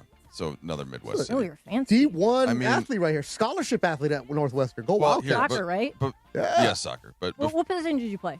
mostly striker. Okay. Some attacking midfield. I played defense, and I used to elbow people so badly that I would get yellow and red carded, and then during practice, my coach would pre-wrap around my arms down. You were I the would one, get huh? used to it. You're Yeah. a bruiser. Oh yeah. You're like my little sister. My little sister is the sweetest person in the world, but you put her on a soccer field and she turns into something else. Monster. She would get red cards all the time. I mean, I would be a much happier person in life if I still played soccer and was able to get my anger out in That's that right. way. It's good. Why it's don't you good go do resource some work. jiu-jitsu training or something? You know, actually, I thought about like training for karate because it's just, to me, seeing my nephew took his green belt test recently, seeing the stuff they have to memorize, it's so much like mental and physical discipline. And I was like, man, if I could do that, like, whew. You're going to be Amazing. like Kramer and Seinfeld when he took the karate class with the little kids. Yeah, that'll be That's me. going to be you. Right That'll be me. there. So what's there to do in Minnesota? Okay, you go drunk canoeing. Hold on. The only thing I know I'm not entertaining this No, conversation. we right need now. to do a list. I've never done that, but I've heard like a bunch of the bros out there call it that. Like, hey, let's go cabrewing, All right, man. later on, we got to do in the 9 o'clock hour top 10 things to do in Minnesota that only Midwesterners or Midwest people know. Let me flip. Here's it on what I you. know about canoes. Give me- it's at Disneyland. Give me That's all I one know. thing. Give me one thing that you can do in LA that you definitively can't do in Minnesota. I've never been to Minnesota, so I don't know. Well, all right. So you know what you're talking So about. like right now, you guys talking about canoes. Ain't nobody from LA no Canoeing damn is thing about a fun. canoe. And listen, I'm a big fan of nature. I like the trees. I like the wilderness. We don't know. Again, You know? born and raised in LA. I don't know nature. I don't know Exactly. trees. I don't know that stuff. I'm not a big nature person I am. myself. So we were at dinner after the baseball game last night, and some of the dads were talking about like taking the boys on a camping or like a hiking type trip. Yeah. And I just kind of turned to the side, looked up at the national team game, and was kind of like, that's not really my thing as much. See, the camping that I did younger days was we'd go surf camp. So we'd go down to the beaches, like down by Capi area, San Alejo, San Onofre, and we'd go. That's cool. And like you can camp on the beach. That's awesome. I would do that. But Yeah, I'm not going to Yosemite with Yogi Bear. I ain't doing all that. Yeah, stuff. I No. would. I've I never ain't- been I ain't there. getting my picnic table. So I've messed been up. Nuh-uh. camping ever since I was like a baby, I guess. And because my grandparents used to go to this Allegheny State Park, they had been going, and then they started taking my dad and his brothers there. So now, like, our family goes there every year, and my dad's been going for this camping week ever since he was like 2 years old. So it's something like 70 years now. He's been going every single year to the state park, and it's really cool. I mean, yeah, they got bears there, but there's never been one single like black bear attack on a Yeah. person ever in the history. So No need. Kasim, let's go You know. canoeing. Yeah, you got that. I'm okay. I'll Well, watch you. before we get back to some ball knowing talk, I need your Ball help. with something. knowers. So I've got somewhat of a dilemma. Okay. Dímelo. Well, so you see that I have the mustache on right now. Yeah, what's the deal? Well, we semi-mustache. It's not October, so It's not or break- November. What do you yeah, do? just basically all of the dads, and it started with the coaching staff, but for the Little League All-Star tournament, right, decided that we were all just going to keep mustaches growing, or not shave. Okay. Not shave the mustaches. It's like a hockey beard kind of thing? Kind of like that. And so the boys, they lost their first game, a tough one, but it's double elimination. We won last night. All right, so beat Manhattan Beach 10-1. It was a good game. But I have to go to the Lakers facility later for Spectrum to interview the Lakers draft pick, right? And I'm like, it's one thing to come on at the radio station, but it's another to come on and do the interview and just have the presence of this not good looking mustache there. I just feel like it's kind of distracting. Are you going to be on air?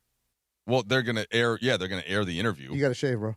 That's what I'm saying. You're That's going what to I'm say thinking. something if you don't you think? Your Well, producer would be like, hey, man, you going to shave that? Not only that, but His then bosses. it's just going to be I'm just going to walk in there and it's all anybody's going to want to talk about, right? Because it's just in the same way that I came in Oh, you when I haven't came in seen here. them. No, I haven't. That's what I'm saying. I haven't been to the facility. I haven't been to the TV station. But at the same time, I don't want to let down all the dads and let down the team. Are the dads paying your registration fees? Well, I will say there is one other dad did already shave his mustache before everyone else, and the team won after he did so. And his excuse was basically that his lady didn't like it. Well, and I'm like, happy that's life. it. I'm like, I've had to deal with. You know how much heat I've taken from everybody at As a 7'10" public figure, yeah. with this mustache. I've been doing this for you. For the record, I haven't because I stayed quiet today, and usually I take shots. Yeah, I feel like though it's That's why you're my guy. TV like that. It's a Shave. deal breaker, right? Don't you AJ's think they're gonna going to be be like, like, you no. have to? Well, here's Either the that thing. or you bring some eyebrow pencil. Ask Well, I Annie wanna if she's got some. You got to color it in a little. Yeah, so you obviously can't go in there like that. The draft pick is Cameron Carr, right? And I'm looking for it, like, hey, Mike Trudell, and he's gonna look at me like, what's on your face, dude? Like, I don't want it to be distracting to the interview. Again, the question is, you're asking the question, but my question is, are they going to show you? Are they going to do the Jim Hill 2-shot? Yeah, it'll start with a 2-shot, then they'll probably zoom in on Are him. you gonna have? bro. I Are think you it's gotta gonna go. have a makeup artist do your makeup, or is it just powder on yourself? Little gotta shave. known fact. I don't put makeup on. He just naturally glows. okay. He told me that a couple seasons ago. Ireland. You don't even powder? No. Oh. No. He never. don't shot. And no one cares. He's not DeMarco. He don't sweat. Hey, I don't care. I'm just surprised because I feel like that's the thing. No, everybody does. There was this whole YouTube video the other day that I found fascinating and hilarious where Jeremy Lin did like a how-to on putting on makeup because he was like, well, I've been on TV for the NBA Finals and my family told me I'm looking a little tired and I need makeup. So I got some products that they bought for me, got some advice, and he goes through himself putting on his own makeup, and it's freaking hilarious. So, I loved it. Don't So trip. when I got my Ireland- makeup bag right here. Yeah, So when see? John I Ireland got my makeup bag right here. John Ireland had my job as the Southern reporter before I did, and when John got the play-by-play job, and he told me, look, like here's the type of makeup products that you have to buy. Did he tell you Mac? Because that's like, Yep, Mac Studio Fix. Yeah. There And you then go. so we I can wore- do the what's in the bag. yeah, let's do it. So Let's I do did it. that stuff for like 2 years, and then one day I was like, "This sucks. I hate doing this. I'm just gonna not do it and see if anybody says anything." And I basically made it through the whole rest of the season. Nobody said anything. And then same thing. I try in the studio. And by the way, they have Studio lights are amazing different. Yeah. No, but they have amazing makeup artists Oh, in they're there. fantastic over But there. nonetheless, I was like, you know what? I don't think I have to. And so sometimes if I'm in studio and you're there for an hour, sometimes I'll just take a Kleenex or something. And if I'm getting a little, I got some of those. a little shiny on the upper, but that's it. I don't wear any makeup. But the mustache is going to stand out regardless. And you guys seem to be pretty clear that it has to go. Trudell, you got to shave, bro. Do you have are you going right there from here? Basically, I mean, I've got a little bit of time at home. So are you bringing a razor with you, just in case? No, they tell I'm go home first. Oh, okay. Yeah. So you are going to shave it. Yes. I'm leaning. Well, that's the thing. Again, I I don't want know to your let bosses. I don't Yes. want to let the baseball crew down like my friend Martin did. I have an idea. Yeah, you said his name. Yeah, he knows who he is. I have an You idea. so crazy. So for the YouTube hour, I've Shave got Trudell? Well, the No, team no. won after Martin shaved, though. So that's the one I have thing. a razor So in now here? have we thus established that I don't need it, that they still have a chance to win even if I shave the mustache. So then why are you even talking about it? Why are you even worried about it? well, that's what I'm wondering because it's still like we agreed to do this together, as a dad You're not crew. playing, bro. It doesn't matter. All right, well, It doesn't matter. it's going to matter to the other dads. Look, when Cooper messes up on the field, it's not because of your mustache. All right? You just get a fake one. We don't have a Cooper's a little brother. of Okay, one what of the about kids. Dakota? You know what? Actually, you know what's hilarious? They have a kid in Little League like doing the announcements of the players, and he was just botching the name so badly. It was so great. So he called my one How of do my you butcher Hunter? no. So my kid's All name the is beach names I got. one of the twins' name is Jet, right? Jett. Yeah, that's a good And name. my last name is Trudell. So the guy's he's like, leading off for Hermosa Beach is Jeff Trussell. You know what? And all the kids start. How all old was the kids start kid? laughing. How old was the kid? I mean, he's a kid. He's probably 14 or 15. Okay, so it's more like He's trolling. leading off is Jeff Trussell. Yeah, Nah. Jeff Trussell. Because I need you the were audio. on the road, right? It was a away game? Yeah, it was. Yeah, Yeah, it was so they were trolling you, bro. They might have. I Well, the whole guarantee- team. We have a I kid. don't know who that is. We have a kid whose Yeah. last name is Ganell, and he called him Gomez. And I'm like, I what? know Gomez on your What? team. And the kid he kind of turned around. And he's like, "What?" See? Well, no, his Trolling. dad has Mexican heritage, With- but so that's why it was kind of funny because they're like, Gomes, "Wait, he's Gomes. is this Like you were Gomez?" way off. And then a couple of kids, he stopped even trying to pronounce their last names. One is Wachvogel, and he just goes, I ain't trying that. coming up next is Thomas. He just didn't even say the last name. Big T. Oh, Big T. It was great. It was great. I love that. But Shave, Trudell. I'm leaning towards it, but I I know your bosses. Shave. mean, So excited about meeting Cameron Carr? I am. Yeah, I always enjoy the young guys and just kind of hearing his story. And one thing that I read about him that is a commonality, his mother was a Timberwolves dancer. Really? How about that? Are you going to tell him that you have the same connection as him?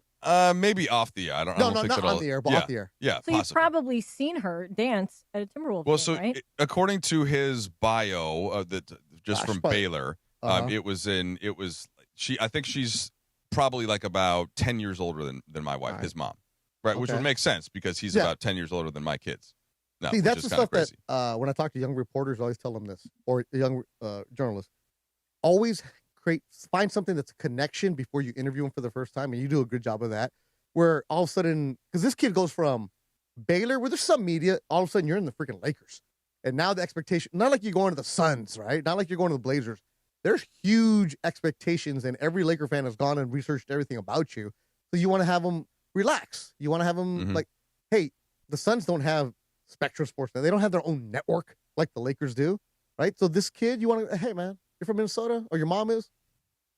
Me too. By the way, that's a good rule just in general when you meet In life. somebody. Yeah. Yeah. First date, whatever. Find a connection point. And then you got to tell him, like, hey, man, are you going to ask him about his dad in the dunk contest with Kobe? Wait, Kasim, you been on any first dates lately? No, I have a girlfriend. So Okay, you have a girlfriend. So you had a first date with your girlfriend. Yeah. Did you find a connection point with her on that first date?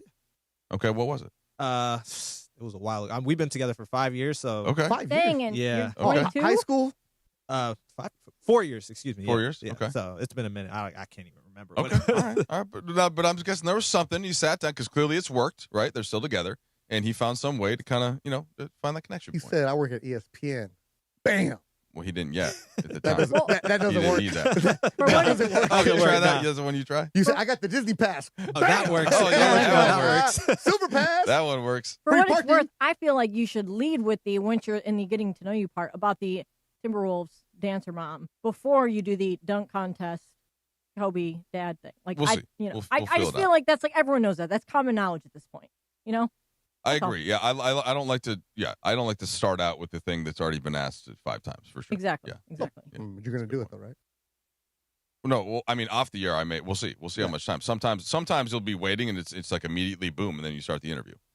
But shave. We'll see. I mean, and then this is kind of what you were saying, Beto, though, about like if you're having to do like Greg's the podcast, and you got to talk Dodgers every day. We can always talk about the game. Mm-hmm. That's the one thing that's always there. So talking about the game, the basketball side of it, but finding a personal contact in something you can relate upon is It's always good.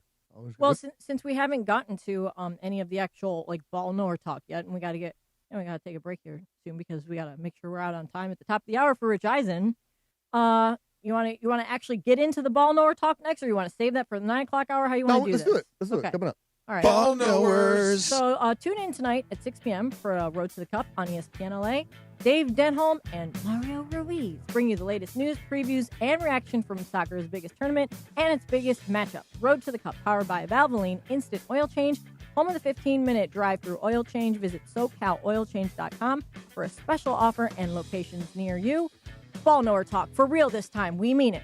Next on the Sedano and Kap Morning Show on ESPN LA. How are you? It's Dr. Robert Clapper. Guess what? The Weekend Warriors Show is back Saturday morning at 7 a.m. on ESPN LA, thanks to Cedars-Sinai. Cedars-Sinai is a global leader in orthopedics, offering a range of solutions in all orthopedic subspecialties to get you back to doing the things you love. Don't miss the Weekend Warriors Show with me, Dr. Clapper, Saturday mornings at 7 a.m. on 710 ESPN and the all-new ESPN LA app. If you run a small business, you know that opportunities and emergencies don't wait. So don't let big banks hold your business hostage with weeks of endless red tape and paperwork. Turn to Cardiff. Cardiff is America's favorite small business lender with a 5-minute application that won't impact your personal credit. You get approved in minutes and funded the same day for up to $500,000. If you've been operating for at least a year with $20,000 a month in revenue, skip the bank delays. Go to Cardiff/ESPNLA right now to secure your funding. That's cardiff.co/ESPNLA. Summer of soccer is here, and there's no better place to watch than Rockin' Brews. Catch every match on massive LED screens with surround sound, drink specials, and game day favorites like our new El Clasico burger. Whether you're backing Team USA or cheering on your home country, grab your crew, raise a glass, and catch every match at Rockin' Brews, serving those who rock. Visit rockinbrews.com for your nearest location. Located in the heart of downtown Los Angeles, Crypto.com Arena is pulling back the curtain and unveiling new behind-the-scenes VIP tours. Presented by Delta Airlines, which offers an exclusive look inside one of the world's most iconic sports and entertainment venues, expert guides will lead small groups through spaces that have hosted legendary sports championships, world-renowned concerts, and epic awards. Guests will also explore the VIP areas and experience the arena's latest renovations. Visit CryptoArena.com/tours for more info. Progressive knows there's no one more important to your team than your pet. They're like your top draft pick. And it looks like Chuck has selected Pepper the Corgi. Bold pick there, Deborah. Yeah, Rich, Pepper has a high ceiling for sure, but he does have a tendency to bark at every tree. Yeah, he brings a lot to the table, but also takes a lot off of it, especially when it's been left near the edge. Nothing left to do now but suit him up for the dog park. Protect your top draft pick from injury and illness with Progressive Pet Insurance. Get a quote at Progressive.com. Progressive Casualty Insurance Company affiliates and third-party insurers. Not available in all states or situations. Covered subject to policy terms. Harry Douglas here to help you get in on the sweet life with Cotton Candy 5-Hour Energy. It's that classic throwback cotton candy flavor, but with zero sugar and a 5-hour energy boost. I keep these with me so I can tackle that sweet tooth with a tasty caffeine kick and no guilty sugary aftermath. Bring on the sweetness with Cotton Candy 5-Hour Energy Shots. Cotton Candy 5-Hour Energy. Available online at 5hourenergy.com or Amazon. Sedano and Kap have taken over Morning Drive on 710 ESPN. The all-new ESPN LA app and on YouTube at ESPN Los Angeles. All is good. Okay. On the brand new Sedano and Kap Morning Show. Yeah. Back to the guys. 8:46. It's the Sedano Kap Morning Show with Mike Sedano and Beto Duran. And to the guys. Happy Friday! And happy birthday to Ariana Grande. She's 33 today. Nice. Love her. She's amazing. It's also National Beautician Day, so maybe that's a sign for you, Trudell, to shave. Go to the beautician and have your mustache shaved off. Yeah, that's one thing I can manage myself. I'm just saying, you know. Nice hot towel shave. I love that. I don't know if I've ever actually had a real shave like that. Oh, you gotta take your spot, Beto. Trudell doesn't grow hair like that. You know, Midwestern Viking blood, but you don't grow hair. Still, it's still, isn't it like an it's the experience? best. Relaxing, smooth, the steam. Oh yeah. Happy was raving about I'm open to that. Yeah, you fall asleep in the chair for a little bit. I used to get them. That sounds nice. I haven't shaved my full face in a couple of years, so I don't get them anymore. So keep the scruff going. I mean, no, I get a little. Look, this is I shaved this morning. It's good for the right pores here. too. It opens it up. It's nice. Okay, I'm into that idea. Yeah. Where's Cappy, by the way? Pittsburgh. He What's he doing? I don't want to give all his He's business. visiting Aaron Rodgers. Yeah, that too. So last week when I was in Going to get ayahuasca together. when I was in South, he was telling his son, because he was talking about how he's going to Pittsburgh, some kind of reunion or something. And his son's like, because his son wants to move back. And he's like, well, you're not going. Oh, well, the flights are expensive, bud. He's like, well, I could have gone. Like, Justin's all sad. And then Cappy's like, no. And so he's out there for the weekend. It's going to be the summer of where's everybody at. Sedano's going to be off. Cappy's going to be off. Mason's going to be off all summer. Mason's going to be off, yeah. Yeah, also, which is good. Hey, if you work your contract to get a bunch of vacation, take it, man. You got the time off, you should use it. We all need a break. It's in your contract. Do it. So I don't have a contract, so I'm here. All right, we're gonna get to some. I'm here. Oh, Funchy. He'll be here in a little bit. Funchy's in the YouTube chat letting people know that he's on his way for the donuts, and then he's updated. I'm on the 605, sucker. Oh, great. Yeah, Punchy, by the way, coming up about an hour from now, he's going to do the 60-second YouTube chat recap. Yeah. Well, Lindsay piqued my interest a little bit on this Aaron Donald thing that I've been kind of not giving too much credence to, although Me neither, I'm by the way. starting Me to neither. a little bit. Yeah, so But- what's the update on it? Well, let's get to that. But first, Beto, let's pay off what we had talked about with the ball knowing stuff. What interests Ball you the knowers. most? What can is there anything I can provide from a ball knowing standpoint right now with all the NBA stuff going on, all the trades, all the ideas? What's up? If you can clarify this for me. I mean, I kind of know the answer, but I'm not in the Bobby Marks school where I don't know like what he knows. Like Bobby Marks is a different level. Yesterday when I was listening to the show and Bobby was explaining to Cappy said, I think I'm going to go to Bobby Marks' class. He's going to have a summer league. I texted Sedano, hey, I think I might want to go to Bobby's class to learn how the cap works and how all that stuff really does make a huge difference. Mm-hmm. Because if you have a front office that doesn't really understand the intricacies of that, you're screwed, right? There's a reason that Oklahoma City can find things, a reason certain teams can find and work in the grays. And so the Lakers right now, this is the one that Windhorst was explaining, that only $21 million of Austin Reeves' salary is going to count for this season, right? Yeah, that's his cap hold. That's his cap hold. And Austin Reeves is going to be the last one signed at the end of free agency. Right. Why? Because they know what his number is with the cap hold. Next year, his cap hold is going to be much higher because what he makes the next season is going to be like $41 million, right? So his cap hold then is in accordance with whatever you got paid the previous season. Okay. Since he didn't make as much money this last year, that's why his cap hold is so low, and the Lakers can keep adding salaries to go over whatever the cap threshold is going to be, and then they can lop Austin Reeves' money on top of that and basically exceed what the cap is. All right. They could not exceed what the cap is if they signed him earlier, because then his money would take the position of money that you could give to LeBron or to Rui Hachimura or to some free agent out there.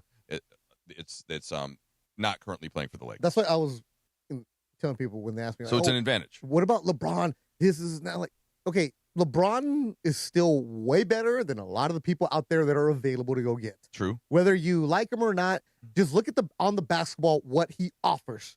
And of course, he's going to be if LeBron is at a reduced role like he was March when they went on that fantastic run, when they went like 15-2. Yep. With that role right there, give me that version of LeBron helping, not being the main star. In the playoffs, he had to be. It was a different story. I'm not even going to count that. But when LeBron is that option, oh, damn. What's better out there in the market than having that LeBron version, right? Yeah. This is why I have no problem with LeBron coming back. Obviously, it's going to be at what salary? Right. But you got to give the money to somebody, right? I'd rather have the LeBron at the right rate there. So is LeBron going to leave it like? Well, nobody knows. Like, there's so many rumors that are coming out there right now. And I always tell people, whenever you see something floated out there, that's agents putting it out there, and there's feelers and people coming around with it. The Lakers do a great job of not having any leaks.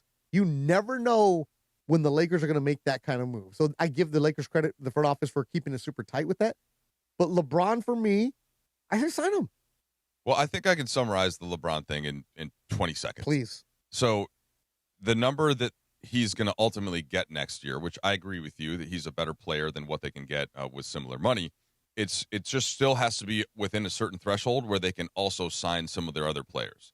And whether that's Rui Hachimura or Marcus Smart, or if Ayton takes his player option. But so there are certain things that have to happen for the Lakers. And if you give LeBron what he actually deserves, then you can't do any of that. Of course. So that's why the number's got to be lower. I don't know what that threshold is. That's what they're going to negotiate. That's between them. But I still think that it makes the most sense for him to come back.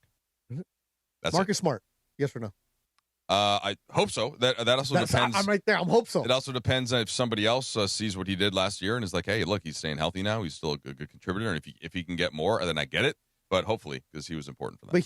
But just talking to him a little bit, you talked to him way more than most of us do. He seemed like he really liked the LA organization. Like he really liked being in this way. When you're in Washington and you just know you're playing for nothing, like he just seemed rejuvenated last year. Mind you, he's going to have some plays where you're like, what are you doing? But he also played a bigger role because at the end of the season, the team needed him to play. Out. Yeah, Luka was out. I like him. So keep him again, this all goes back to like the right salary. But Rui Hachimura, another player, man, if Rui, you can get him at the right number for a couple of years, I know Rui is going to want to get paid at the same time. But he's another one where I think realizing the LA organization, the Lakers organization, the way that they treat him, the way that they can use him. Again, I know it sounds like we're running the same team back, but there's certain players that you need to have back. But it goes back to looking at the free agency market. There's not much out there that's available for you. There's not much out there on the free agency market, and there's also not many teams that have money to give. So that in that sense, that could be an advantage for the Lakers to keep some of these guys in that, look, we think that you're worth more, but that money isn't out there right now for you to go take the Chicago Bulls or the Brooklyn Nets, for example, the teams that were supposed to have this max money. They have now used it in other ways. So the Bulls bring in Claxton. the Nets bring in Julius Randle, and all of a sudden they don't have as much money for other players, and then maybe you can get these guys at a slight discount at least, or at least on a good deal. And then if the team isn't playing in the way that you want it to, you can make moves down the line. But it's easier to make those moves if you have guys on reasonable contracts than if you overpay them to stay. All right, last question, because I hear it every single Mason and Islander. Walker Kessler. He ain't going anywhere. No. And you know what let's do? We can, when we get to the YouTube hour, we can get into the Aaron Donald conversation because we'll have more time for that. I think this is a simple one. So Utah doesn't want to pay him what he wants, which is like well north of $30 million, multiple years, etc. But they're definitely not going to just let him go, especially to a team like the Lakers. Because they can match. Because they can match, yeah. And there's even if the max that you can offer him as a opposing team is a number that I think Utah, while they might not love it, would just eventually match. And then if they needed to make a trade, they could later. So I don't see that happening. They are not. Utah's got one of the richest owners in the league. And he's throwing he's younger than you. Money everywhere, dude. That's why AJ DeBonsa went to BYU for a year. $6 million, $7 million, whatever you got. I wouldn't be surprised if he's funding like their women's volleyball team and everything. So and then now they got the hockey team there. That he owns. Exactly. So I'm not worried about them spending a little bit of extra money, and they also haven't spent money in years. Well, they have and not. That guy's a winner. He was a a billionaire at 40. So this guy is a winner. He wants to get it. All right, last one. They're going to match up. The Pelicans. Wait, question though. Like, what usually happens in that situation when a player it feels like he's being undervalued or underpaid or whatever, but he's a restricted free agent? What usually happens in that situation? What usually happens is that even if that player gets an offer sheet from somewhere else, which by the way happened with DeAndre Ayton, the Pacers made him an offer sheet, and then the Suns just eventually matched it.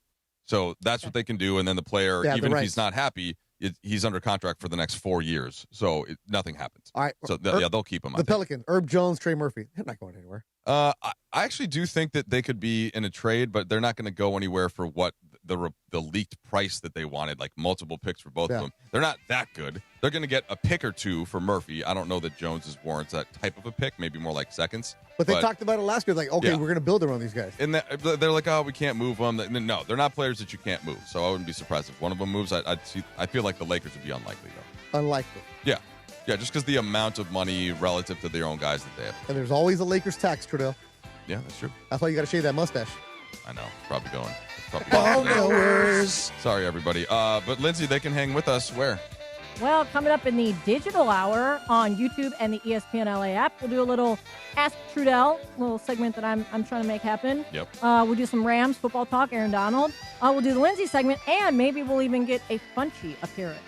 All on ESPN LA, the digital hour, coming up next. 4th of July weekend checklist. Sunscreen? Check. Snacks? Check. Road trip playlist? Check. Now, when's the last time you checked your oil? Before you hit the road, head to Valvoline Instant Oil Change for a fast 15-minute stay-in-your-car oil change, and no appointment is ever needed. Plus, they'll check your fluids, battery, wipers, and more, so you can worry less about your car and focus more on the weekend ahead. Visit SoCalOilChange.com for a special offer and your nearest location.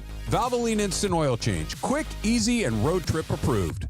Do you have 3 ex-wives and your current trophy wife wants a life insurance policy 3 times the size of the policies you had to purchase for your previous mistakes? If so, you need to call Big Lou at Term Provider, 800-345-2789. Big Lou is intimately familiar with your problems, and if you're 50 or 60 years old and in reasonably good health, a $1 million policy should only cost about $100 to $200 per month. Big Lou may have a solution for your previous policies as well. You may even save enough money to lighten the load on your new $1 million policy. Remember, call Big Lou. He's like you, except he's only on number 2. Call Term Provider at 800-345-2789. That's 800-345-2789 for $1 million in term life insurance that you can live with. Call Big Lou at 800-345-2789.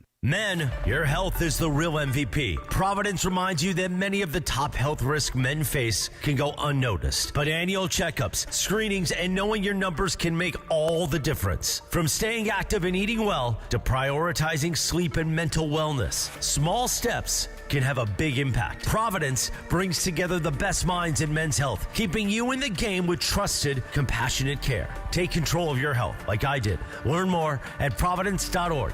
Providence, caring with compassion in Southern California. We all hear the radio ads about the IRS. They tell you to be afraid, to be scared, and they try to frighten you into calling. I'm not here to do that. Tax Relief Advocates is different. TRA is here to tell you that if you owe money to the IRS, whether it's $5,000, $50,000, or $500,000, we have a solution. It doesn't matter if you're sitting in your car, at work, or with your kids. No matter where you are, call now. 800-575-6759. Don't lose hope. TRA can eliminate or reduce what you owe to the IRS. Generous programs are now available that can give you a fresh start. Our passion is taxes and helping individuals fix their IRS problems. We have over 1,000 five-star reviews on Google and an A+ with the Better Business Bureau. You don't need to be afraid of the IRS any longer. End your tax nightmare today by visiting us online at TRA.com or call 800-575-6759. That's 800-575-6759. Tax Relief Advocates. Real solutions for real people.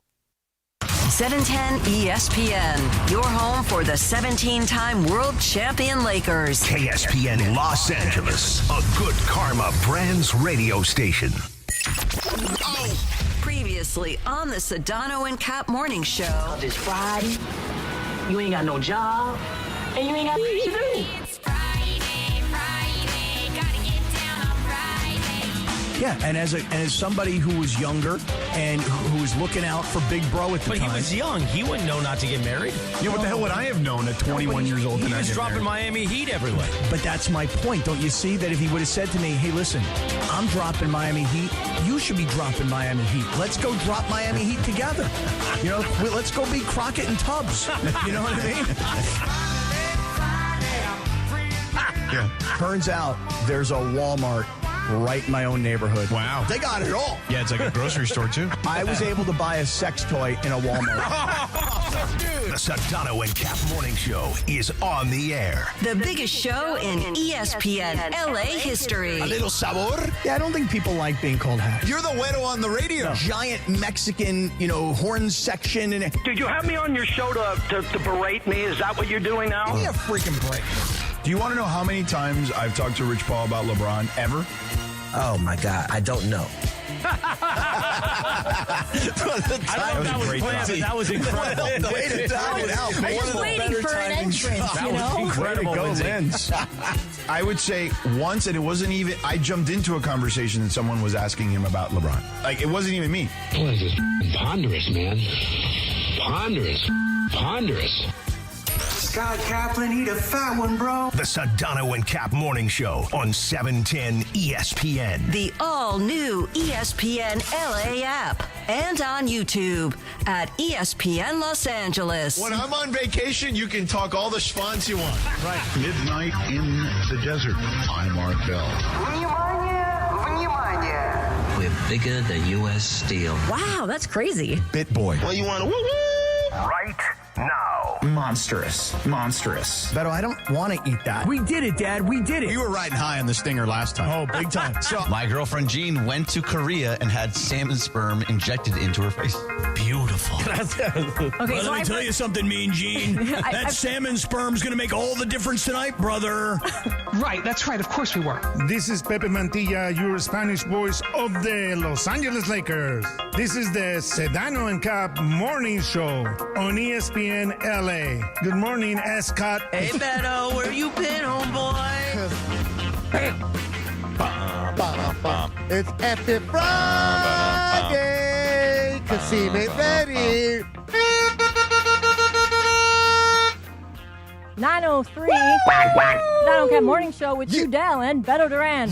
In for Sedano and Kap. Hey, can you do that horn thing again? I like that. What do you want? Something sweet. Love it. Taking you to Huntington Park right now, Linz. Well, those have been out for El Tree. Yeah. Winning all three of their group stage games in the World Cup. Feeling great. Heading into the round of 32, the USA not feeling quite as good since they lost to Turkey. Hey. But Pochi said, no pasa nada, mijo. they won their group, They too. won. Yeah. I agree. You and Pochettino and I all agree. We're cool. Yeah, we're in today, Lindsay. So You that's are. fun. Yeah, we're in all summer. We're having fun.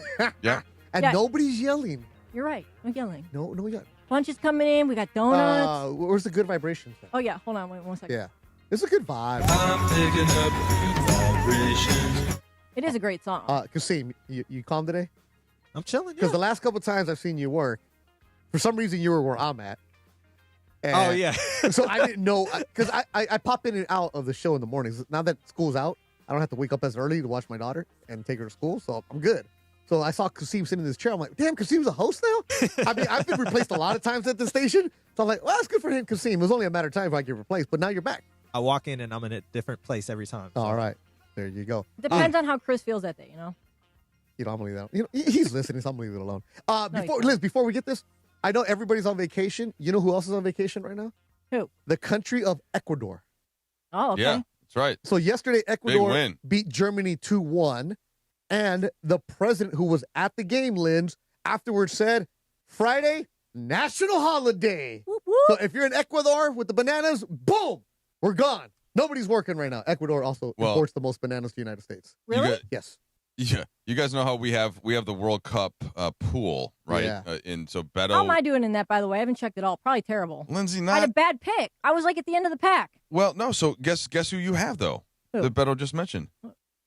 Ecuador? Oh, okay. Oh, Liz, So, let's go. so that was three points. important points for Lindsay. So do I have a chance of like winning anything? You're out of last place. You were tied with DeMarco in last, and Okay. now you are no longer in last. There you go. Chance of winning is going to be tough. I mean, if Belgium makes a big run, right, or if Ecuador does, if either one of them do, then you've got a chance. So you probably need both of them to get far. Beto's got Portugal and Bosnia-Herzegovina. Oh, let's go Bosnia. I've got Spain and Turkey, and so I got the 3 points that You Turkey. rigged it, though. You rigged it. No, he didn't. Well, no, I mean Turkey He lost just their cheated. first. They lost their first 2 games because this was a snake draft, right? So I got Spain number 2 after Bergman got France at number 1, and then which meant we had to wait till the end of the snake came back, and so I got Turkey at 29, which I felt good about because they were like 17th in Las Vegas odds, but then they just crapped the bed in their first 2 games. Isn't this like a very similar to like certain Olympic sports where like there's a huge drop off between the top and like the middle and you know? Well, it's different because here, if there's a tie, you get a point. So you get 3 points for a win, and a tie, you get a point. So in the group stage, you know, everybody can be jumbled up. But now that we're going to the knockout round, somebody has to win, Lynn. So if your team wins, you want to advance. So that's what your second team should be. Somebody get you a point. So the way that it's working so far is like the team, the people that had the top couple of picks. So that was me, that was Bergman, that was Funchy. Like we are actually towards the bottom of the pool because our second team was crap, and that team has barely gotten any points. Like again, in my case, like I'm towards the bottom of the snake draft. So like all my teams are crap. Not just my second, but my second. No, my so third, my first. so Belgium plays so first of all, so Belgium plays today. Okay. Right. So that's Belgium. the reason why you're lower. And if Belgium wins today, since Ecuador won yesterday, then you're going to shoot right up to like closer to the top of the group. Let's go Belgium. Your teams, you just took 2 teams that played later than most of the other teams. Yeah. So that's all. So you're not out of it yet. It's just I don't know that anybody thinks Belgium can actually win the whole thing. But you just need them to win the day. And in the YouTube chat, Dr. Justin Schaffa, hello, doctor. Wow, Beto cheering for Bosnia playing against USA. Heck yeah, because I got $20 on Bosnia, sucker. That's why, because we had to pay $20 to Trinell to get into the pool. Do you want to? Okay, so Beto, yeah, let's do so that. Beto suggested, hey, throw out to the chat like pay now because otherwise you're not going to be able to hunt some of these people down later. Yeah. And I was like, okay, so I put in the group chat, hey, here's my Venmo, here's my Zelle, send me $20, and then when we get done, the winner will get $200 because there's 15 people. We'll give second place $80, and then third will get their money back. There you go. So Beto, there are 6 people have paid so far. Whoa, wait a minute. I gotta pay. How many people are in it total? Well, I'm counting Lindsay as Lindsay and I talked earlier. Yeah, she has yeah. on my Zelle. So Lindsay, I'm counting as a pay. So actually, 7 people have paid. So there's 15 people in the pool, 15 and people. all of them work here. And I'll read you the standings right By now. the way, Funchy, you got to ask him for cash because he doesn't do that digital stuff. No. Okay, so here's who's in it, right? So Laura has Mexico and Morocco. All right. Ireland has Netherlands and Switzerland. Cappy has USA and Ghana. You're never getting that $20. Mason has Norway and Japan. DeAndre has Ivory Coast and Brazil. Brian has Argentina and Canada. Sedano has Colombia and Croatia. Ooh. we talked about Beto's two teams already. Funchy has England and Scotland, so a very white selection. That's Funchy. That's what we expect Funchy. from him. Bergman's got France and Congo, Democratic Republic of Congo. Mhm. Emily has Germany and Senegal. Travis has Uruguay and Sweden. I have Spain and Turkey, as I mentioned. Lindsay, Belgium, and Ecuador. And then DeMarco went off the board. South Korea, who is out. And Haiti, who is out. Ow. So DeMarco made a donation to it. I would like to guess who's paid. You want to guess Yeah, who's we're all paid? going to guess. Let's get this together. Me and you, Liz. Oh, no, I think Brian Cohen definitely paid. No, hold on. immediately. Let's get together. You get get together. one. 7 people have paid. Brian Cohen 7. definitely the All first guy right, to pay. Liz, have you paid? I have not. Okay, so you don't count, and I already paid, so it's 6 people. Yeah. I think I was the first one. All right, Liz. Who? Okay. From, Well, count. I mean, me. I'm not gonna pay myself. okay, so, right, so we have to have 5 people. 1, 2, 3, 4, 5, 6 people, not counting Lindsay, have paid. You are one of them, so it's 5. All right, 5 so left. 5. Brian Cohen. Brian BC. Oh wow! No! I feel like he's like a get it done guy. Because he's a gambler. You always pay. Yeah. Paid yet? Emily paid.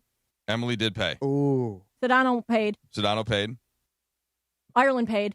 Correct. The Ireland pays quick for the golf pools. Let's think. Mason, no. No. Mason paid. No! Oh, wow. He's Yep. alive. Okay. Mason paid. That was Mason probably paid before the quickly. vacation. So we got how many more? You got one more. Ooh. Only Okay. one more. Who is left now? Go through them all. All right. Berg, no. Hold on. Let's Bergman- come back to that. Let's revisit Okay, that. let's visit. Okay, no. Revisit that. Go through it. DeMarco, no, for sure. No, he didn't. DeMarco, no. Funch didn't DeMarco- because Funch doesn't no. do digital. He No does cash DeMarco, only. no DeMarco, Bergman, no no Funch. Funches. No Funch. And by the way, I didn't say like, oh, here's the deadline. No, I'm just saying that like Funch is like anytime we do lottery tickets or anything, Yeah. he always gives me He's like, $20. saying- And I'm like, what am I I'm going to not- do with cash, Funchy? I'm not calling anybody cheap yet. I'm just saying because I didn't say, hey, you have to pay me now or else. I just kind of threw it out there. Hey, here, throw it in. Pay it. I always pay immediately when Beto does the golf pool. I Yeah. just didn't even think about it until today because I've been gone. So I All right, got you. So I'm not worried. Cappy, no, because he couldn't figure out the Venmo. Cappy, no. Correct. So we've got. Oh, wait. Oh, one other person paid. Hold on. I forgot to put him in They the. probably paid right now. No. They're hurt. This other person They're guilty. paid yesterday, but it came in later. Yeah. Okay. I think that Travis paid. No. Travis is not. No, He's no. on vacation. I bet he'll pay when he Okay. gets Nah, back. he's Okay. sending me the baseball. No, So we got left. We got Laura. Laura, we got no. Laura, yes. I think Laura did pay. I say no. Laura paid. Oh. Now part of the advantage is I Got you, did girl. DeMarco and Trav when Laura was Oh, she there. reminded you. So we were Yeah. talking about it, but Okay. Laura did pay. So that now there's one left. There's one left. DeAndre paid. DeAndre paid. There you go. I know Bergman you has guys. not paid? No No. Bergman, Berg! no Trav. Oh, Bergman's man. got a lot going on. He's been very busy. Trav is also on vacation. Last thing on his mind. Same with me. Yep. But he texts me every morning when he does his baseball, the grid. Yeah, but he's not thinking about the World Cup pool because he probably doesn't care about it. No offense. Right. Right. I just don't think he's a World Cup pool Agreed. guy. you know? Bergman hasn't Yeah, agreed. paid, huh? Yeah. Cappy, you're going to be hunting him down for months for that, I feel like. You think so? Yeah. Oh, yeah. So he won't have He 20 won't- bucks on when I come No, in to do a it's- show. He it's won't have a because 20 on him. He doesn't. I don't He think he carries forgets. cash, and he's so forgetful. He'll be like that's just how he is. He has like, oh, my kids handle that kind of Look, stuff. I'm not taking. I'm not. It's You're not like better I'm off- not you going to take it personally. It's just whoever wins, and Well, yeah, then I that don't think person it's they going to know. be me. Right. Well, I mean, look, even if Spain actually wins, then I've got a decent chance. Now that at least Turkey got me the 3 points. Oh, Bergman. I just got a text from Bergman. Just got a text from Bergman. He just paid. Boom, He just Bergman, said- and I can confirm Bergman is being moved into the paid pile. Yeah, so Bergman didn't just text Trudell. He texted He the texted entire me, yeah. chat. I just paid. Well, he texted me, you, and Lindsay. Oh, okay. Yeah, so Bergman is officially paid. And I wasn't worried about Bergman, by the way. Hey, who else could we guilt? He wasn't going to be somebody I had to hunt down. Hey, now, call would he? Cappy. I bet you $1 million Funchy walks in with $20. Here. Here, and he's gonna slap it down on the table. Here. Okay. He's gonna walk in with. Well, Four here's fives. what I can tell you. Shut up. Everybody except DeMarco still at least has a chance to get into the money. Yeah, he took Okay. Haiti and like Yeah, Korea. because He's everybody else has at least one either really good team or two decent teams that could go far, right? So I would say like Bergman and I are going to be a little like if France and Spain don't win the whole thing, we're screwed because Congo most likely going to be out, and Turkey is already out. We should have had the But breaking they're- news sounder. Yeah, Beto, if you would need Portugal to win the whole thing. No, Bosnia's winning the whole thing, bro. Unless Bosnia upsets Team USA. Hey, which, the way that they played yesterday, which would be really sad. A couple of so Laura was in first until Netherlands won yesterday to pass her. But she's got Mexico and Morocco. So She needs Morocco to go on a big run. And then we could have an El Tree conversation because they obviously look great in their pool, but their bracket was weak. So it's like, well, how good are they? Yeah. That's what we have to. Oh, Funchy Love is walking in with coffee. So But how good are they? El Tri had a very, very easy 3 games. How are the fans feeling though? So because I'll it looks like the fiesta that's going on throughout Mexico. It looks crazy. Every day is a national holiday that they play, right? There's a saying in Spanish that let me translate. Mexicans don't take over the world because we don't want to. Because we're too busy doing all the other stuff, throwing up Korean reporters in the air. Yeah. There's some of the girls I work with at Golden Boy are really into the World Cup. They actually went to the games, and we've created a chat where all we do is send the Mexican memes of like abuelitas getting thrown in the air. Yeah. A dude in a wheelchair was pretending he was a bull. Like it's out of control the way they're going. But a real Tri fan knows not to get your hopes up too high because you're going to be disappointed. Like you're enjoying the ride. You're just enjoying the moment. Be in the moment, but don't look too far ahead because it's all breaking the right way where they can have big games at Azteca and then. So their next game is at Azteca. Yes. Okay, so it's on June 30th at 6:00. What we don't know is the opponent. It could be Ecuador, right? It's going to be the third place team in any one of 5 different groups. Yeah. This is what's tricky. All kinds of stuff. Any one of 5 different groups. So it could be third place in C, E, F, H, or I. Now let me just pull it up. So third place in C, most likely going to be Scotland. The different groups. So the top 8 third place teams advance, Lance. Oh wait, that's C. What else did I say? And it depends on where. This is like where the goals, and it's also like the head-to-head where figuring things out. It does get complicated, but like the bottom line is USA's in, Lance. Like so Mexico won their group, right? So we know what bracket they're in, but they could still play any one of 3 or 4 teams that after today we'll know much more. There's a lot of games today and tomorrow to wrap it up. Like Sunday, Canada is playing South Africa in a knockout game. So that's one at SoFi at 12. There's 6 games today and 6 games tomorrow. If Belgium wins, do they advance? So all Belgium has to do is beat New Zealand today to win their group. Do you think they win? They are the heavy favorites. Okay. Yes, New Zealand is like the All Blacks are cool, but they're not going to win. So the line is Belgium is favored. They're minus 525. Yeah, to win. Now even if they tie, then they probably would still. They could advance. Because that group is kind of soft, but anyway, I think you'll beat New Zealand. Like there's certain because of the way it's broken down. People, there he is. Oh, there's the 20. I'm here. Yeah. Funchy Breaking news. Funchy with $20 with a donut in his hand. With a donut in his hand. I mean, really, Funchy. It's like spending Beto. It's like spending like $16 because he's got a free donut. Yeah, I got a free donut. I had to buy it for him. How much was that donut? $4 because the donuts are $2 each. Remember? And he also got $2 each. He also got. He's gonna eat 2 though. Yeah. He got the red. Okay. Very patriotic. He got the red, white, and blue donut. He came in and goes, "Ooh, stars and I stripes." thought about that one. I went with the glaze, but I might. If there's another one of those, I might have it on the way out. And then some people in the chat, like Epic Wolf, who's just a dummy, says, "Is Trudeau wearing a Where's Waldo jersey?" Like, no, it's a USA jersey. Like, that's such a great dumb story joke. behind that jersey, by the way. Yes. Tell him. Go ahead. Yours. Oh, okay. I thought Beto had a story about how they designed the jersey or something. I said, what? I was like, what? No, I saw it on Twitter. So this jersey, we got a knock on the door the other day, and I assumed that it was one of our neighbors coming over because our neighbors now knew at this point. My son, my 5-year-old Riggs, broke his arm last week. He fell off the monkey bars and pretty bad fracture. Shout out to the doctor who was able to put it back into place, although at considerable cost and pain for my son. Anyway, so people were dropping stuff off, like little gifts for Riggs and stuff like that. Yeah, that's such a nice neighborhood. We get a knock on the door, and it's shout out my neighbor Adam, and he takes this jersey out of a bag and is like, Trudell, I got this for you on the plane. I was like, oh man, that's very generous. That's very nice. So he was on one of the flights, an American flight that went from LAX to Seattle when the second game that Team USA played was in Seattle. So I think they must have assumed that a certain percentage of the people on this flight were going to the game or whatever. So they had the jerseys all waiting on the seats. No way. Yeah. So this official, like this is an authentic Nike one. It's like when you go to the Laker game, they have a T-shirt waiting for you and you're walking for the playoffs. But like this is like jersey. a $100 jersey. Yeah, and it was on the seats. And Adam's like more of an XL. A large, strong gentleman. And I'm like a medium or a large, and so he's like, here, you can. I mean, so the only difference between the medium and the large is the medium, the sleeves are a little higher, so you show your biceps a little bit. So that's why I prefer it. The large kind of goes down over the biceps a little bit. By the way, I saw that particular flight. Might have been Arash that tweeted about it. That I guess it was oversold, and so they were asking people at the gate to give up their seats for a flight voucher, and they started at $500, and everyone looked around and started laughing. Like, come on, you know that we got this game tomorrow, right? That's where we're all going. And someone ended up taking like $6,000 in flight vouchers. $6,000? Yeah, Dang. to take the next flight because they would have missed the game. That's a lot of money. If I'm one of the people on that flight, like I was like, no, I got tickets for the game, even though I don't. I got tickets. No. Up it up. I'm haggling. Let's go. For like the two people that did not have tickets to the game, I'm sure they were probably the ones that, That's the trick about haggling, though, because then at some point, somebody takes that check. And it might not be you. Have you ever done that, by the way? I've tried it.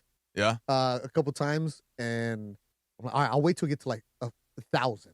It's always been like 750. It never gets up because that way 1,000. Do they announce it? No, So you here- see it on the app. No, well, it happened to me once live in person. So I was in Charlotte, and I was flying back from the NBA All-Star game. It was when I worked at Yahoo, and I was flying back to LA, and everyone's already on the plane. And you know how they have sometimes those planes, they have the split like halfway through. That's where the door opens. Yeah. So I was like the first person right when they opened the door, and the flight attendant gets on the speaker and is like, "We're looking for 2 volunteers to fly out tomorrow morning, offering flight voucher." Like the first number they threw out was $1,000, and I was right in front of her, and I said, "Right here, I got you." And so then Nice. they paid for me to. I mean, it was like noon too, so I had to wait a whole other day. So then they put me in the hotel nearby, like the airport hotel, whatever. Gave me a voucher for Nice. food and dinner, whatever, and then paid for like whatever Uber the next morning. So My number is always 1,000 because that's 2 flights right there. Yeah. I was figuring That was like my me and the Hawaii kid. flight, me and my friend. Yeah. Hey, there you go. You look good, baby. You look good. Nah, I like the design of the jersey. a nice jersey. Yes, I like when jerseys are at least somewhat relevant to the flag or to the colors of the country. I don't love when the jersey has nothing to do with the colors of the flag or the Well, just that's kind of just the dumb. Yeah, but it happens though. Like you'll see certain years like Spain will wear navy as like one of the primary colors, and it's like, well, no, the flag is like La Roja with a little bit of yellow in there, and like that's the staple of what the uniform should be. Like Mexico had a black with pink jersey. Like Yeah. like, That's weird. Why? Yeah. Now you can because you sell them. It's all marketing. Well, you can Oh. have a second. Your second jersey is typically not like so that I get. Your second jersey can be a little bit different, and then The your alt home one is jerseys? Yeah, well, like Japan wore the blue ones yesterday. yeah, Like and my brother went to Japan a couple weeks ago, and he bought the blue jersey. I'm like, wait, why do you have a blue jersey? yeah. And I thought it was a Korea jersey. Team USA's alternate one it's the navy one with the stars, right? So like this is obviously like the stripes is the main one for this one, and then you get. So I like that. It's kind of the theme of America. It's good. Wait, Lizzie, I had mentioned earlier that we were going to get to some. Oh wait, hold on, Trudell, real quick. Here's a yeah. question. Sergio Sanchez. Hey, Trudell, why does Italy wear a blue jersey? So Italy is this is a great example because they're known as like the Azzurri, right, which is blue Azul. in Italian, except that the flag obviously is red, white, and green. Mm-hmm. And so I don't know the answer to that. Oh, all right. Let's Google on the spot. Let me see if we can find that out. It's the YouTube Where- hour. We can do whatever we want. Okay, so it's to honor the House of Savoy. That was the royal dynasty that unified the country in the 19th century, according to a quick Google search. Nice. The color was a rich, elegant shade known as Savoy Azzurre or Azzurro. Even though the monarchy ended in 1946, the tradition stuck. So that's why, despite the flag being, the same 3 colors as Mexico, they wear the blue. Beautiful. The Italian national team. This is why I like the World Cup, because you hear these little details. Oh, you know what the best one is? You know the Ivory Coast nickname? No. Les Elefantes. Really? Which just sounds cool. Which is like the elephants in French, but like it was one of the Les Elephants? France, colonized Ivory Coast. Oh, I was waiting for But, Lindsay to say, Court bring me d'Ivoire. back something French. Have a nice trip. Bring me back something French. Yeah, Very few people get that. but I think that's cool. Like that theme, and that you can just see like the elephants like marching in, and I like the Ivory There was Coast. like the Mexico jersey sold over 1 million. The green one that Adidas has, the highest selling jersey out there. It like I actually like the white one. Their the white alternate was one this clean. year. Yeah, White it was a clean. Yeah. I went to the Citadel and to the Adidas store there, and I got my son. He wanted the purple jersey, the goalie jersey. Mm. So I got him that one. But the Adidas green one, over 1 million sold. It's beautiful. And the Mexico jersey always has like the Aztec the print calendar. on it, which is cool. Yeah. Always good stuff. All right, Lindsay, can we get to the most recent news that we have, or if we can call it news, on Aaron Donald? Because we were going to get into do any of us really believe that this could happen, that he could come back? So I didn't, and I thought it was just kind of a joke when the Rams traded for Myles Garrett. Myles Garrett tweeted about it, or somebody asked him about it, like, "Hey, now that you're here, Defensive Player of the Year, Aaron Donald, any chance you can try and talk him into coming back?" And he's just like, "Yeah, that'd be awesome." And then it was just like a joke from that point. But then Adam Schefter, who knows everything, very plugged in. He was on the NFL Today on Tuesday, and here's what he said about it. I don't know that they would have gone out and traded for Myles Garrett if they had gone out and won the Super Bowl last year. Maybe so, but that Zach Charbonnet play may have been the key to trading for Trent McDuffie, for trading for Myles Garrett, and now potentially bringing back Aaron Donald. And the idea here is Donald himself has floated that he could potentially return to Los Angeles. He's thinking about it. Training camp is getting closer next month. They'd have to come up with a plan for him to bring it back. But where else right now would Aaron Donald be more wanted, more celebrated, more respected than in the Rams locker room where Myles Garrett is already waiting for him? Again, no decision from Aaron Donald, and we'll see whether the two sides can get it done. But there seems to be a lot of momentum to the idea that this is certainly possible. So why would he be floating this out there or bringing this back up again if there was nothing to it? Because it's not like there's any type of like contract negotiation or anything going on, right? What do you think, Beto? Adam Schefter's not going to say this unless he knows something. Like, what's the word you guys use on the show? Morsels, right? Yeah, like there's at least some type of like a little bit of a speck of, credibility. It's this is June, July talk. This is where it's going to be. If Aaron Donald does come back, you can be in shape all you want, and he's a monster. He works out hard, but he's right behind you right now. Yeah. Oh, is he? Oh, jeez. No, literally. I know. I realize it now. So is Keyshawn. If you haven't played football in 2 years, that's a lot. Right? It's one thing to be in amazing shape, muscle shape, but you still got to be in football shape, right? You still got to.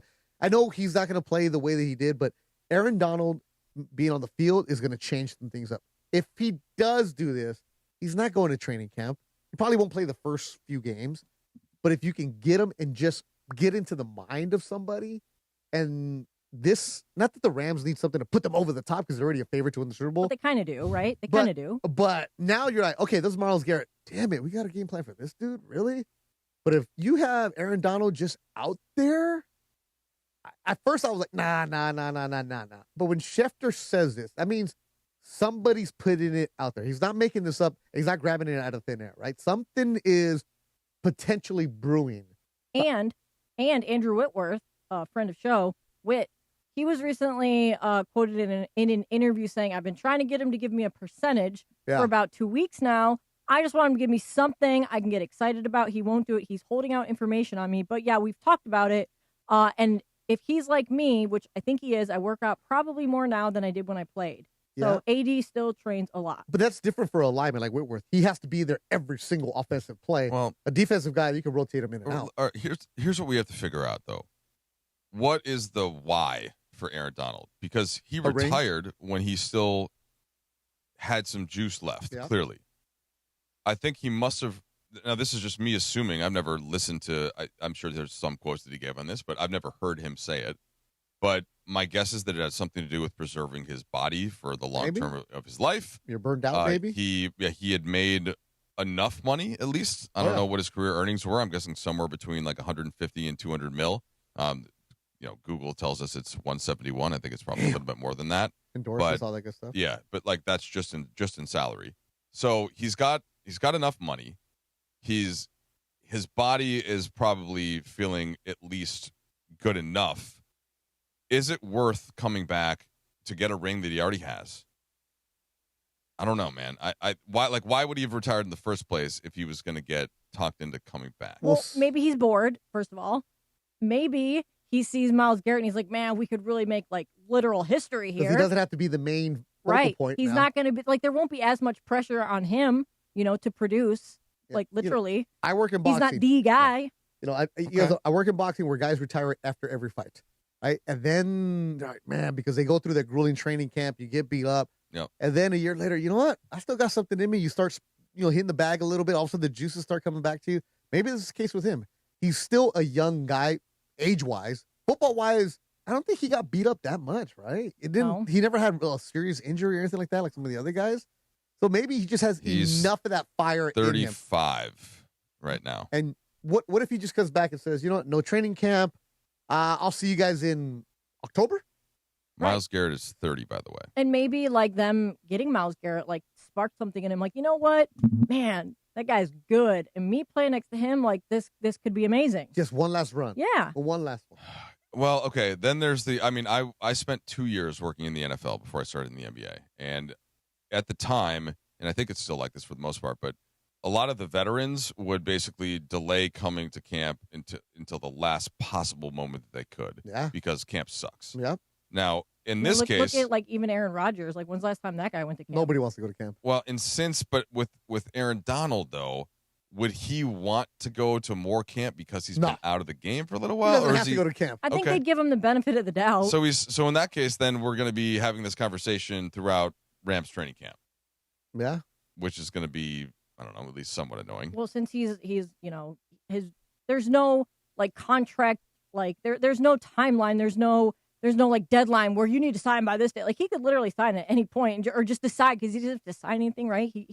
The Rams own his rights. Well, I guess that would partly depend on if he was going to come back and play for like the minimum versus if he was going to come back because, hey, if you're going to get me out of retirement, I want more than the minimum. Well, and then that would be more complicated, wouldn't it? So how does that work? If he still had time left on his contract when he retired? I have no clue. I didn't even think about that part. I don't know that, but even a new contract though, let's just say that, and then if they're over the cap, which they're already flirting with it, right? Yeah. Until I heard what would they be able to pay him? Until the Schefter part, I was like, man, this is not talk. This is not talk. But Schefter coming in gives it that, there's something there. Bergen's in the YouTube channel. He said, DeMarco put it this way.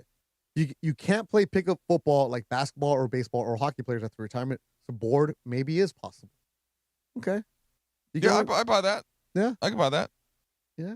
Interesting. I'd be curious to know about the money thing. Yeah. Though, yeah. If I'm not like, gonna look, pretend to know that one. I don't want to try to walk. I don't want to try to do all of this that's going to be required to come back in the NFL after not playing for a couple of years for the minimum.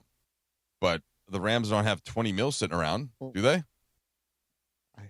I've been in LeBron talk. Well, let me text. Let me text a couple of football people. Yeah, let's see what we can find out. I've been all World Cup, bro. I have not been into Rams mode.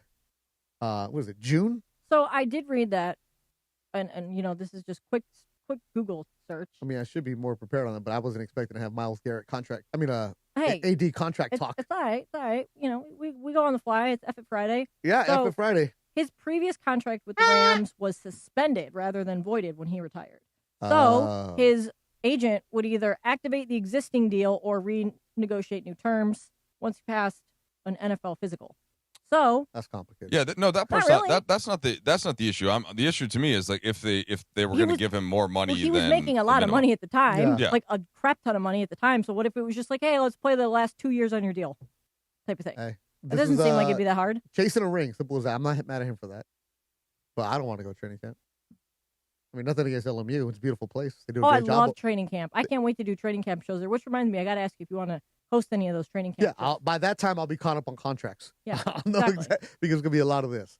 As long as we have no more, like, Cappy, Devontae Adams drama, It wasn't even drama. I was there for that one. It wasn't drama. Cappy got into it with Devontae Adams. No, he asked him about being with the Raiders, and then that got clipped. You remember, aggregated and all that good stuff. What got quoted of Devontae Adams saying that it was a dark time. Yeah, that was Cappy. From but Cappy. he wasn't wrong because he was there Good with job, us. Cappy. He got a quote out of him. But we also talked about Taco Bell. Nobody grabbed that. How he owns franchises. That's true. And he has Taco Bell in his house. Nobody talked about that. But it was specifically JT the Brick that, that's how this whole feud with JT the Brick started because, look at this. The JT streak continues. He played for the Raiders, and Devontae made the comment about it being a dark place. Obviously, JT listens to the station, listens to the show, follows all of us. So he saw that was the quote that he gave to Cap on our show. But it was a dark place. It's the Raiders. And he was just like, oh, this guy, he had all these millions of dollars rolling up on his Lamborghini, and he has the nerve to say it was a dark place. Give me a break. But then JT forgot the part where he mentioned where we live in the same neighborhood. Right. Hey, sorry, JT. I'm glad you're getting paid like that. Right. Anyway, that's too much JT talk for me. Anyway. Do you know that Walrus shared a churro with Morales yesterday?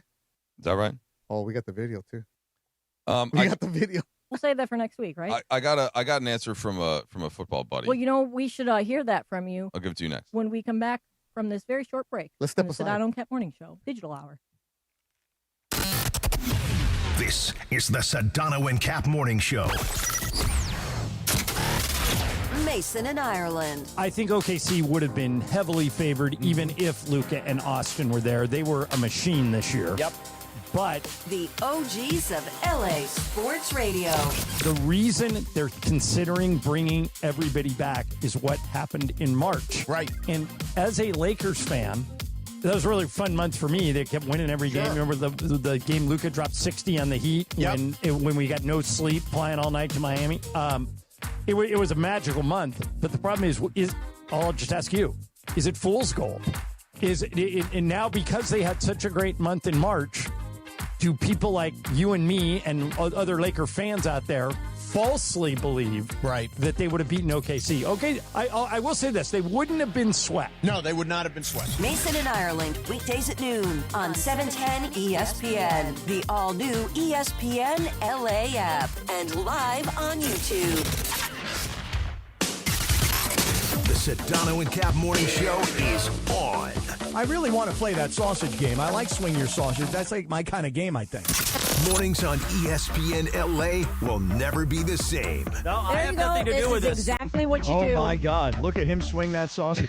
Back to Sedano and Kap.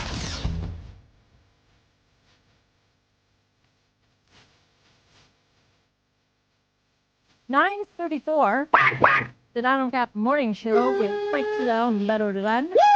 Oh, I like the Espanol. This is a great song, isn't it? Little Duran. Happy birthday to Nathan Followell, who is the lead singer from King Leon. He's 47 today. Yay! It's also National Chocolate Pudding Day. Ooh, I love some chocolate pudding. Pau Gasol, big fan of this. Let's see. Good. One of the nicest humans ever. True. See, don't know about this. You don't know about no Kings of Leon? I've seen them in concert like 3 times, too. I have no clue, actually. How old are you for real, Cuisine? I'm 23. Ah, I turned 23 in you're old. January, You're yeah. washed, bro. Washed. This is the kind of treatment that I used to get when I would come in to do shows with like Ireland and Michael back in the day. They were when I like, first oh, moved out here. this is the Commodores. I love them. Yeah, like, don't you know? You don't know anything about this. And now I'm on the other end of that. But they still do that to you. They still do that, sure. Yeah. Yeah. The best It's part usually is on the that bus. Morales is the youngest one of everybody here, and he's the oldest guy. How do you not know Columbo? I have no idea what Columbo He's is. older than me. He's older than Kasim. He's older than Briones. I thought he's only like 40. Yeah, I'm not 40. You're not? No. Oh, I'm sorry, Liz. I thought you were. Not that you look it. You don't look it for sure. Yeah, I see what you mean. No, I thought Morales was the youngest one on the show. Nope. He's definitely the oldest. Also, back in 1498 today, the bristle toothbrush was invented.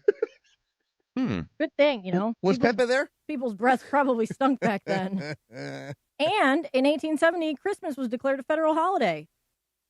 You know, thank goodness Why would it for not? that. I don't know. So let's get back to your answer, Trudell, from your friend that you texted about this whole situation with Aaron Donald. Yeah, so basically, right, like the Rams could pay whatever they have under the cap, but they're probably right around the cap right now, or like at 90, so which is the camp max. So they'd have to cut somebody, but that's frequent. Teams will churn through guys at the end of the roster. It's just the trick is by week 1, then they'd have to cut somebody off of the 53-man roster. And that's usually, especially going into a season, that's like an actual player. Maybe it's a draft pick. So, but if he made, and I was like, okay, well, let's say that they couldn't clear $30 million though, right? To give him that kind of a chunk of change. Like how much closer could it be? Well, he made about $30 million last year that he played. They're currently $18 million under the cap, according to what the cap is, but that money accounts for all the in-season moves and everything else. Kind of paraphrasing what my buddy's saying. So they wouldn't use all of it, but yeah, they could give him more than like the absolute minimum, but it couldn't be what he was making last. Don't they have the ability to do like some type of like signing bonus thing where it like fudges with the cap and the space and all that stuff? Because don't they usually? That's how they changed Myles Garrett's salary, and the Browns were able to make him a more friendly tradable contract. Was changing his salary, like his signing bonus, and like back ending his. Yeah, but that was at if that's the beginning of the off-season transaction cycle, then you have a little bit more ability to do it. If you're not adding in the middle. Yeah, if you're adding somebody at the end of it or like the beginning of the season, then you're privy to what all the other collected contracts are up to that point. So but it would have. It's just I guess the bottom line is it would be they could find some number that's that's higher than whatever the minimum is, but it's not going to be a gigantic sum. Similar so to LeBron, he'd right? really have to he'd really have to like actually just want to come play football and not have it be just a financial thing. This is going to be the summer of Aaron Donald. I don't think summer he's hurting. of LeBron. Yeah, I don't think he's hurting for money. So I feel like the only way he's coming back is if he really, really just wants to play There you football. All right, what do you got, Linz? All right, guys. So we're gonna do the Lindsay segment here. Woo! And we also always play a TV song here. And this song is the theme song to Euphoria, and that's because it's Jacob Elordi's birthday. He's 29. Happy birthday! Oh, Jacob Elordi plays Nate, one of the main characters in that show. Mm-hmm. Trudell, you have any idea? He is a baby. Yeah, I watched all Euphoria? 3 seasons of Euphoria? Or 4, yeah. Kasim, you know? Haven't watched Euphoria, but I know it's really popular. Yeah, no, I'm up on Euphoria. Well, the third season was pretty terrible, but it was also like, if you put it by itself independently, it wasn't that bad, but it just didn't make sense as far as like first season. HBO Max, huh? Yeah, they waited way too long because like the pandemic and the strike and everything. So there was like 5 years in between. Oh, I remember. Okay. Zendaya's in it. Yeah. Zendaya and I Sydney remember. Sweeney and Jacob Elordi and I thought it was done after the first season. They all You're turned into big stars. Yeah. Yeah. Okay. And then by the time they did season 3, they're like, wait, we're like way too famous to be doing this show. Oh, really? Yeah. Well, that was part. They also had COVID happen during the it, strike. and then the writer's strike, and then they also had a death of one of their prominent characters. Right, so they had to rewrite the entire thing. Yeah. I guess they rewrote it like 3 times. Yeah. But it was pretty good. I thought the third season, it was good if you put it by itself. All right. I mean, it was. I'll say this: it was interesting and compelling. I think that what they went, and this will be, if you haven't watched it, this won't make as much sense, but I'll try to explain it anyway. They went away from the character arc of some of the key characters that had built the show to what it was, and they focused on a couple, and then they brought in 2 completely new characters, and they played out this whole sort of side theme that had nothing to do with what the show had been built. So I think that's to Lindsay's point. It was still compelling, but it didn't really stick to what I think the viewers of the show the first couple of years were like, well, wait, but what about character blank? And what about character blank? They just got sort of left that in order to fulfill the arc of the current season. So not great, but still I'm glad I watched it. Like, it was interesting and entertaining. All right. That's the summary. There we go. Summary. Good job. Good job. Emily would be proud. So guys, the European Space Agency is offering volunteers about $5,000 to spend 10 straight days in bed. The study is designed to stimulate the effects of microgravity on the human body and help researchers prepare for future space missions. Participants cannot get up, they can't walk around, and they must do virtually everything lying down. And for some people, that sounds super easy. Others, it's like, oh my God, that is complete torture. So for you guys, how long could you realistically stay in bed before you lost your mind? This made me think first about my kids, just that my 11-year-olds who can't stay in bed for like even an extra minute past of where they have to be in bed to go to sleep and wake up. I'm probably closer to that side. I like to get up and move around, but I think every year that I get older, Beto, it's a little bit easier to stay in bed longer. Oh yeah. So maybe, is this directly related to age? Yes. This question? You're just worn out, especially you, because you're on the go during the season. That's why I don't know how Ireland does this job. Or Sedano. Well, Ireland more so because he lands sometimes like at 3-4 in the morning, and then he wakes up at 6 to go play golf. Or he's up, he just doesn't sleep. That's the problem. And John's in his 60s.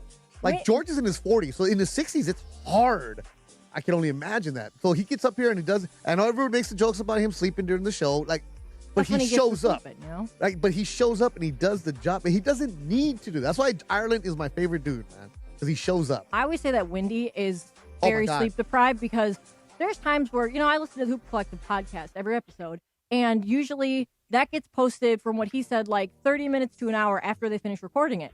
So when I'm like waking up and it's 3 a.m, they're like, it shows like it just posted an hour ago or 2 hours ago. And so then like 2 hours later, I'm texting Wendy about when he's able to come on our show and he's sitting in makeup already to do first take. And it's like, dude, when did you sleep? And a lot of times he gets like 2 hours of sleep. And again, we're not working hard. We're not laying brick. We're not working on the heat. But you always got to be on. But you got to be on. Yeah. It's a mental drain. Right, it's not a physical drain. It's a mental drain.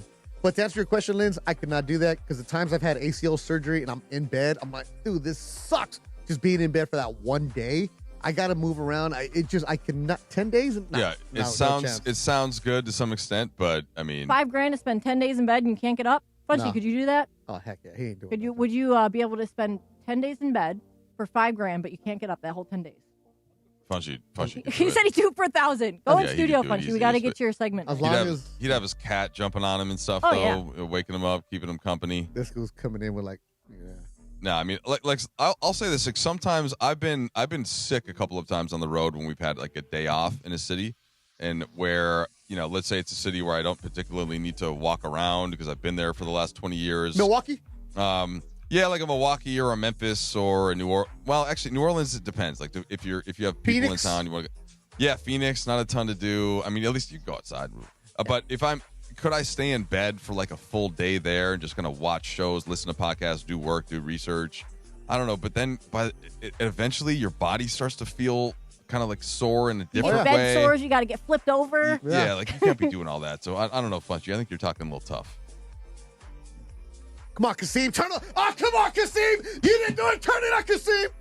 Is that a good Morales? He was getting something. It was pretty close. That was pretty close? It was pretty good. We said no yelling, Beto. No, I'm doing Morales. We got 2 hours and 44 minutes into the show before we had a meltdown. I didn't yell, but we got to keep you on your toes here. You're right. What are we doing here, huh? All right, I got one more really quick here. Wait, hold on, Funchy. You got to answer. He still doesn't know. He still doesn't have It's still not I need working. Morales yelling at me. Oh, my What's going goodness. on, dude? Hot me up, man. You have one job. So that's what Morales is for. Hey, he's trying to keep you down. He is. He's trying to keep you down. He is, He's man. coming for your job. I know he's coming for your job. He's on my heels, dude. He lost some weight to take your job. Hey, man. It could be I'm here doing this YouTube thing, dude, All right, so Funchy, what's your verdict on the bed? Oh, I can do it for 1,000. See? I think I could Cheap do 3 days mofo. before I went nuts. I 3 am. days. I am very cheap. Cheap mofo. All right. All right, so let me do one more here real quick before we get to Funchy's YouTube do it. chat. So a luxury fashion company just unveiled what's being called the world's first T-Rex leather handbag. It was created using lab-grown material inspired by proteins found in T-Rex fossils. Stop. The purse is expected to fetch $500,000 at auction. Stop. And scientists say the technology could eventually lead to more sustainable leather products, while critics say it's just a marketing stunt. So that's all weird. I think it's also kind of cool because I would want to own like a T-Rex purse. That'd be cool. Yeah? So if you could bring back one extinct animal, what would it be? It's not a T-Rex. Okay, I thought you were gonna have us analyze that. No, because that's that's Okay. science. If you could bring back One extinct animal. There's a lot, a lot in the prehistoric times. Yeah. There's a lot that were recently extinct. I know that there's one of the species of elephants. They're down to like 2 males and 1 male. I think the answer here would be a brontosaurus because it's spectacularly It's an large herbivore. and in a herbivore, and you could just be like kind of walking through downtown LA. Now, would it stop traffic and maybe break a couple of windows when the tail swung around? Yes, but it would just be like a miraculous sight. So I as opposed to a predator like a T-Rex, where that it obviously just wouldn't work. But if you just had a brontosaurus chilling out there walking around, that'd be cool. I saw Jurassic Park. I don't want that. So who are you bringing back? I ain't bringing back none of those dinosaurs. I'm bringing back something that's in the water or something that we can't attack us right What now. about like a dodo bird? Oh, okay. Yeah.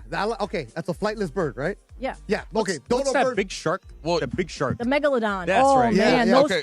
Those things are supposed to be like 1,000 pounds. Yeah. Something in the water. Cool. I can go see you, but you ain't coming to get me. They don't even know if megalodons are like really actually extinct. They just haven't seen one. What about like, Bigfoot? Man. Punch, that doesn't count. Why? This is why you're not invited. Yeah, Funchy, just turn his mic off. Again. I read an article about like there are actually some real labs with real money and real funding behind them. Tom Brady is one of the people funding the labs trying to bring Okay. back the woolly mammoth. Well, they're funding. Yes, they're the trying to woolly bring him mammoth, back. and also the dire wolf. Right. Yes. Okay, so if you're a Game of Thrones person or if you've heard of a dire wolf, like that's something that they've been working on for a while now and trying to bring those things back. So yeah, I mean this stuff it's not as far fetched as you might think. But Lance, to answer your question, go along with this, I would bring back one of those dinosaurs, the little ones, the ones that run really fast. I'll bring those. Like guys. the one from Land Before Time. What was his name? Yeah. Like Ducky? Yeah, No, those one of little those ones. guys? Those Yeah. actually look cool. So it's like, okay, run away. By the way, I forget which series it is, but it's on Peacock, and it's the new one about like planet Earth before it's during the dinosaur times where they're recreating everything, and they look so realistic you'd think they're real. It's like actual footage of the dinosaurs. It's crazy. That stuff is weird. Fascinating though. Dinosaurs are fascinating. Because Jurassic Park just scared me when I was a little kid. So. Yeah, but it's not realistic. It did. All right, let's do our Funchy segment here. I was little. I was like, damn. I was little too. It's not scary. It's Because you're a fun. tough guy. You're from I'm the not. woods of Minnesota. You're lying. You weren't scared by Jurassic Park. You're lying. Rawr. Go ahead, Lindsay. Time for Funchy. Michael Funches. To give us this morning's YouTube chat in 60 seconds, Michael Funches. You have it open? I do. You have a freaking open. Yes, but Cutler did it for me. Wait, you have the famous Cutler duo. Yes, I know. Like, it's one thing, nothing against Morales. The He's wife awesome. and the husband. Who live on a farm in Maine. Yes, I met them before. They're really nice people, too. Super nice. I know. Wow. I love those people. Wow. What has happened to your career? I don't know. I absolutely do not know. I was just behind the glass over there. A lot of stash talk again today, Trudell. Mm-hmm. People think that you look like a cop. Yeah, I hear that. I'm not saying that it looks good. I know that it doesn't. This will probably be the last time you see it for a long time. Good. Today. Also, one guy, Beto Whittier, he says the American coach looks like Russell Crowe, which I see it all the time. Oh, the coach. Pochettino. Yeah, like whenever they make a movie about, Team USA losing in the final in the World Cup this year or whatever. He's like tall Russell Crowe. It's going to be Russell Crowe. Yeah, Pochettino's actually kind of tall, especially for a soccer guy, and Russell Crowe is not tall, so he's like tall Russell Crowe. It doesn't matter. Tom Cruise is like, I'm just letting you know. I'm just letting you know that Pochettino's taller than you think. He's the non-gladiator Russell Crowe, right? He's hefty. He's Cinderella Man, right? Yeah, there you go. Yeah. Beto, your boy Epic Wolf, huh? Oh, jeez. What's up with him yesterday, dude? He said he was there at the thing, and So yesterday, what's up with that? Dude? So Epic Wolf or whatever his name is, he's in the YouTube chat. He tries to troll, but he's not that funny. Yeah. But I've known him for years because he used to troll me when I used to cover the Dodgers. Anyways, he's like, he lives in Orange County. I kept telling him, come to Northgate, we'll hang out, blah blah blah. He's now saying, oh, I went looking for you guys. I didn't see you. I know. He's like, oh, I saw Sam Batesh on the stage because I said Sam Batesh was on the stage. Oh, he's lying. Like he was there holding a rose or a red cliff by the tamales or something on a blind day. Hey, Beto, I'm right there. Yeah, no, I'm not there. Yeah. No. And Walrus and Encino was there wearing a purple shirt that said Walrus. Oh. Sitting next to Morales. And he also came up and talked to you guys. Yeah, he hung out. There's no way that you could miss us. You do not miss Morales. You do not miss a purple shirt that says Walrus. So you ain't got a lie to kick it, bro. Like, Punchy's not going to block you. Shout out to Walrus coming from Encino all the way to Costa Mesa, man. So you're saying this guy is what? He's just listening from a back room in Texas somewhere? No, he lives here. So supposedly he lives in Orange County. And I'm here. Well, why are we believing that if he's lying about seeing you? We don't believe I'm here. anything at all. Right. So we had, actually, I got to give So a I'm shout saying, so he's probably in Texas or something. So By the way, really quick, Punchy, he's brought to you by Jacob and Ronnie right now, because if you're injured in an accident, call Jacob, 800-345-6789. That's 800-345-6789, or call jacob.com. Continue. All right, so yesterday we had a great time, Funch, and people were asking about you. You know, the guy, the mayor that always trolls me on Instagram? Oh, yeah. He was there. He brought his crew. We were hanging out. Yeah. But there was a guy from Costa Mesa, Eric Nielsen, who listens to Lakers post game. He's like, I've never called. He had a great time. We took pictures with him. And what did he tell me right away when I see him? Well, before you say that, Beto, thanks to Hernandez Wholesale Flooring. If you're in the market for new flooring, shop at Hernandez Wholesale Flooring, where every day is a deal. No gimmicks. Call 866-62-FLOOR or go to HernandezWholesaleFlooring.net. No sale beats wholesale.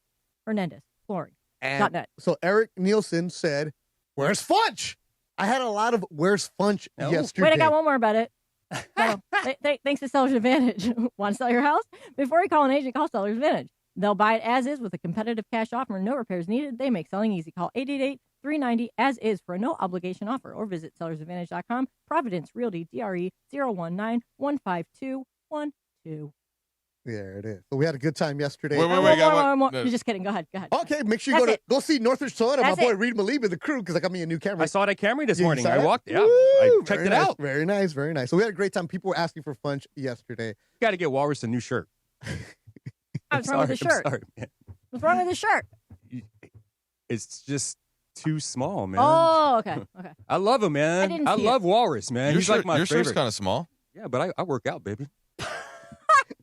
You work out, but you don't do buys a lot. I don't, man. Yeah, well, so what do you, just cardio? Just straight cardio? Cardio now, man. Get out! I hear that. All right. I know I used to have big arms like No, Giannis, you didn't. like Giannis No, and Michael you Thompson. didn't. No, you didn't. So yeah, it was a good time yesterday, Funch. You should have gone. I'm not going there. He was watching 90 Day Fiancé reruns. No, it wasn't. No? No. Funch, what's going on with Love Island? I don't watch Love Island. Oh, I thought that's one that you did watch. Which one you watched then? I don't. I watch 90 Day Fiancé. Okay, that's it? My wife is all over Love Island. So then what were you watching last night? A little bit of that. USA. did watch USA? A little bit, and then I watched Curb Your Enthusiasm. Oh, yeah? Yeah. Kirby Rose? Namaste, Larry. Namaste.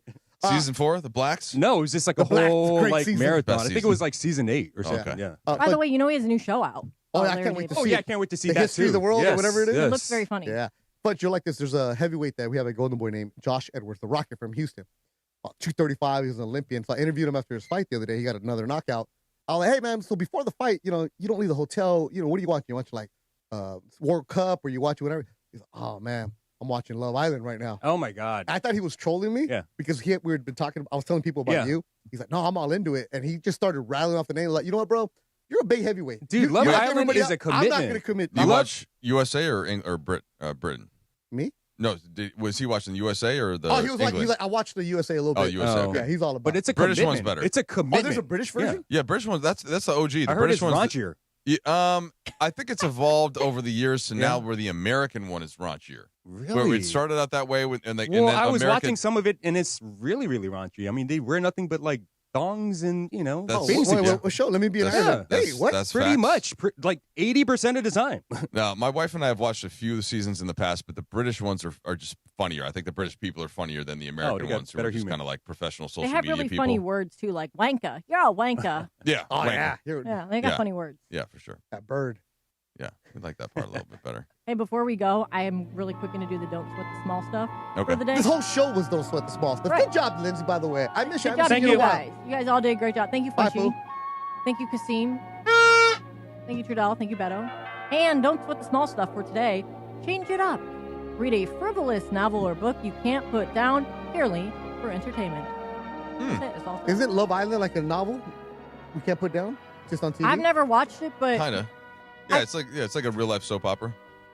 I feel like there was that one show that was like a dating show that I watched just because everyone was talking about it. One where it was naked people and you're literally deciding whether or not you're going to go on a date with someone just because of them being naked. Don't you remember? Everyone made a huge deal out of it. It was during COVID. Yeah. And they started with like your feet.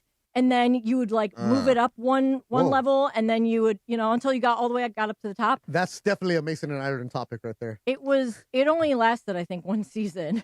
But Oh, it was a British show, I think. no, I think it was American. It probably started Was off. that Naked and Afraid? No. No, that's when they're outside. Right? Oh, I don't know.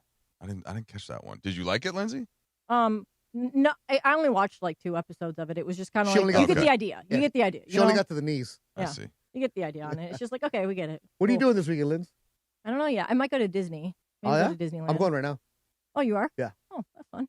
Take some kids. I feel like I heard that if there's like a USA game, like there's It's been no. empty. Yeah, exactly. It's been empty. The parking lot. If there's a empty. game out here, then no one's at Disney. Disneyland's been empty? Yeah. Yeah, on the days of the World Cup I've never been games. there when it's empty. It's the reservations are really tight right now. So take the Yeah. place.